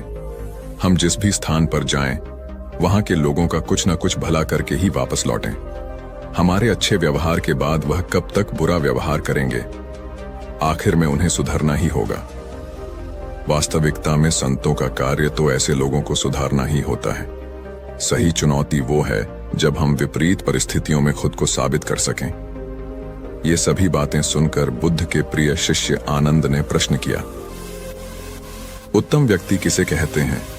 इस पर बुद्ध ने जवाब दिया, जिस प्रकार युद्ध में बढ़ता हुआ हाथी चारों तरफ के तीर सहते हुए भी आगे बढ़ता जाता है, ठीक उसी तरह उत्तम व्यक्ति भी दूसरों के अपशब्दों को सहते हुए अपना कार्य करता रहता है। खुद को वश में करने वाले प्राणी से उत्तम कोई और नहीं हो सकता। गौतम बुद्ध की बात शिष्यों को अच्छी तरह से समझ में आ गई और उन्होंने वहां से जाने का इरादा त्याग दिया। एक बार गौतम बुद्ध से अभय राजकुमार ने प्रश्न किया कि क्या श्रमण गौतम कभी कठोर वचन कहते हैं। उसने सोच रखा था कि नहीं कहने पर वह बताएगा कि एक बार उन्होंने देवदत्त को नरकगामी कहा था, और यदि हाँ कहे तो उसने पूछा, जा सकता है कि जब आप कठोर शब्दों का प्रयोग करने से स्वयं को रोक नहीं पाते, तब दूसरों को ऐसा उपदेश कैसे देते हैं। बुद्ध ने अभय के प्रश्न का आशय जान लिया। उन्होंने कहा, इसका उत्तर न तो हाँ में दिया जा सकता है और न नहीं में। अभय की गोद में उस समय एक छोटा बालक था। उसकी ओर इशारा करते हुए बुद्ध ने पूछा, राजकुमार, यदि दाई के अनजाने में यह बालक अपने मुख में कांट का टुकड़ा डाल ले, तब तुम क्या करोगे। मैं उसे निकालने का प्रयास करूंगा। यदि वह आसानी से ना निकल सकता हो तो बाएं हाथ से उसका सिर पकड़कर दाहिने हाथ की उंगली को टेढ़ा करके उसे निकालूंगा। यदि खून निकलने लगे तो भी मेरा यही प्रयास रहेगा कि वह कांट का टुकड़ा किसी न किसी तरह बाहर निकल आए। ऐसा क्यों? इसलिए कि भंते, इसके प्रति मेरे मन में अनुकंपा है। राजकुमार, ठीक इसी तरह तथागत जिस वचन के बारे में जानते हैं कि यह मिथ्या या अनर्थकारी है और उससे दूसरों के हृदय को ठेस पहुंचती है, तब उसका वे कभी उच्चारण नहीं करते। पर इसी तरह जो वचन उन्हें सत्य और हितकारी प्रतीत होते हैं तथा दूसरों को प्रिय लगते हैं, उनका वे सदैव उच्चारण करते हैं। इसका कारण यही है कि तथागत के मन में सभी प्राणियों के प्रति अनुकंपा है। एक बार वैशाली के बाहर जाते धम्म प्रचार के लिए जाते हुए गौतम बुद्ध ने देखा कि कुछ सैनिक तेजी से भागती हुई एक लड़की का पीछा कर रहे हैं। वह डरी हुई लड़की एक कुएं के पास जाकर खड़ी हो गई। वह हाँफ रही थी और प्यासी भी थी। बुद्ध ने उस बालिका को अपने पास बुलाया और कहा कि वह उनके लिए कुएं से पानी निकाले, स्वयं भी पिए और उन्हें भी पिलाए। इतनी देर में सैनिक भी वहां पहुंच गए। बुद्ध ने उन सैनिकों को हाथ के संकेत से रुकने को कहा। उनकी बात पर वह कन्या कुछ झेंपती हुई बोली, महाराज, मैं एक अछूत कन्या हूं। मेरे कुएं से पानी निकालने पर जल दूषित हो जाएगा। बुद्ध ने उससे फिर कहा, पुत्री, बहुत जोर की प्यास लगी है, पहले तुम पानी पिलाओ। इतने में वैशाली नरेश भी वहां आ पहुंचे। उन्हें बुद्ध को नमन किया और सोने के बर्तन में केवड़े और गुलाब का सुगंधित पानी पेश किया। बुद्ध ने उसे लेने से इनकार कर दिया। बुद्ध ने एक बार फिर बालिका से अपनी बात कही। इस बार बालिका ने साहस बटोरकर कुएं से पानी निकलकर स्वयं भी पिया और गौतम बुद्ध को भी पिलाया। पानी पीने के बाद बुद्ध ने बालिका से भय का कारण पूछा। कन्या ने बताया, मुझे संयोग से राजा के दरबार में गाने का अवसर मिला था। राजा ने मेरा गीत सुन मुझे अपने गले की माला पुरस्कार में दी, लेकिन उन्हें किसी ने बताया कि मैं अछूत कन्या हूं। यह जानते ही उन्होंने अपने सिपाहियों को मुझे कैद खाने में डाल देने का आदेश दिया। मैं किसी तरह उनसे बचकर यहां तक पहुंची थी। इस पर बुद्ध ने कहा, सुनो राजन, यह कन्या अछूत नहीं है, आप अछूत हैं। जिस बालिका के मधुर कंठ से निकले गीत का आपने आनंद उठाया, उसे पुरस्कार दिया, वह अछूत हो ही नहीं सकती। गौतम बुद्ध के सामने वह राजा लज्जित ही हो सकते थे। भगवान बुद्ध देव और मनुष्यों के शास्त्र थे, परंतु सबसे पहले वह मनुष्य थे।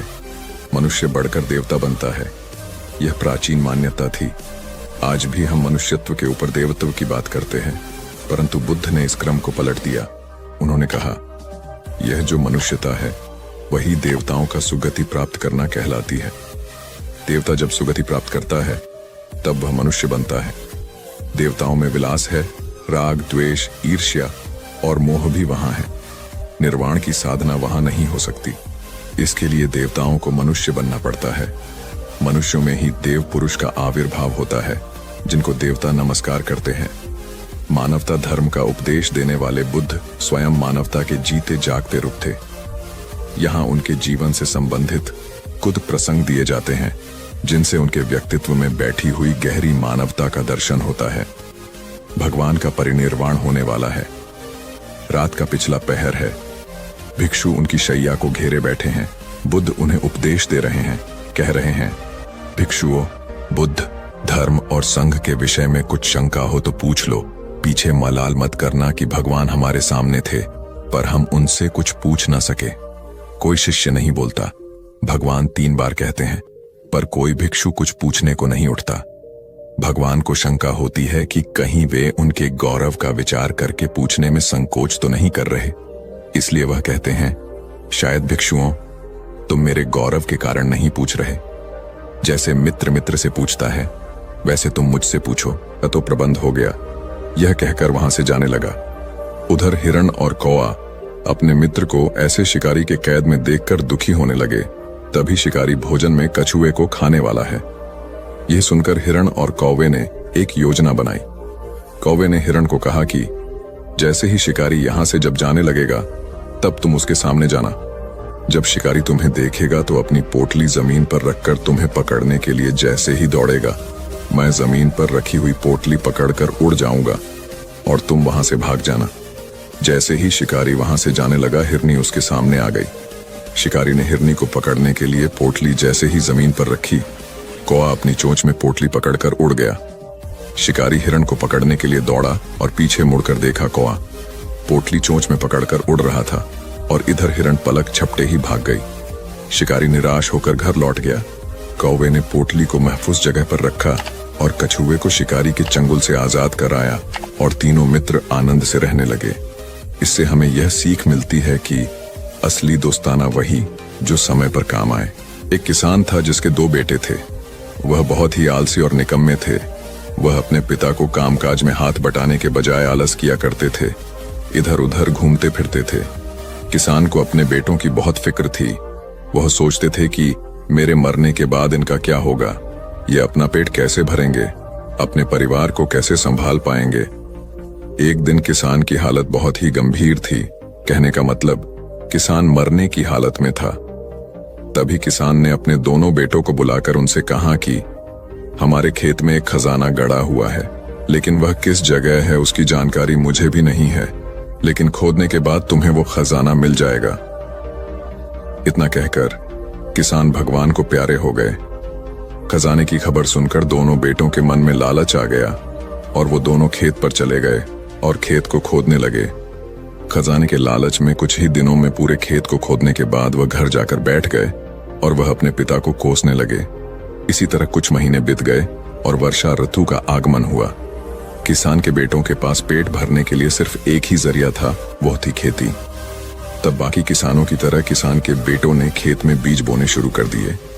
वर्षा का पानी पाकर वह बीज अंकुरित हुए और देखते ही देखते खेत लहराने लगे। ऐसा लग रहा था कि हवा के झोंके से लहरा रहे थे। यह देखकर किसान के बेटे बहुत खुश हो गए। उनको समझ आ गया कि परिश्रम ही सच्चा धन होता है, और वो उसी तरह से अपने पिता के शब्दों का मोल भी समझ गए और अपने कामकाज में लग गए। यही कहानी आज हम सबकी भी है। मित्रों, इसी पेड़ की तरह हमारे माता पिता भी होते हैं।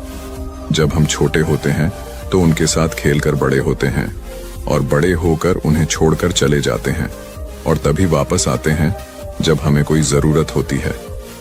धीरे धीरे ऐसे ही जीवन बीत जाता है।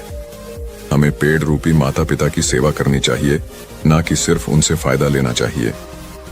इस कहानी में हमें दिखाई देता है कि उस पेड़ के लिए वह बच्चा बहुत महत्वपूर्ण था, और वह बच्चा बार बार जरूरत के अनुसार उस सेब के पेड़ का उपयोग करता था, ये सब जानते हुए भी कि वह उसका केवल उपयोग ही कर रहा है। इसी तरह आजकल हम भी हमारे माता पिता का जरूरत के अनुसार उपयोग करते हैं और बड़े होने पर उन्हें भूल जाते हैं। हमें हमेशा हमारे माता पिता की सेवा करनी चाहिए, उनका सम्मान करना चाहिए, और हमेशा भले ही हम कितने भी व्यस्त क्यों ना हो, उनके लिए थोड़ा समय तो भी निकलते रहना चाहिए। एक समय की बात है, एक बार गौतम बुद्ध अपने शिष्यों के साथ बैठे हुए थे। तभी वहां एक व्यक्ति आया जो बहुत क्रोध में था और गौतम बुद्ध के पास आकर बहुत भला बुरा कहने लगा। गौतम बुद्ध के शिष्यों को बहुत गुस्सा आया, पर गौतम बुद्ध एकदम शांत थे।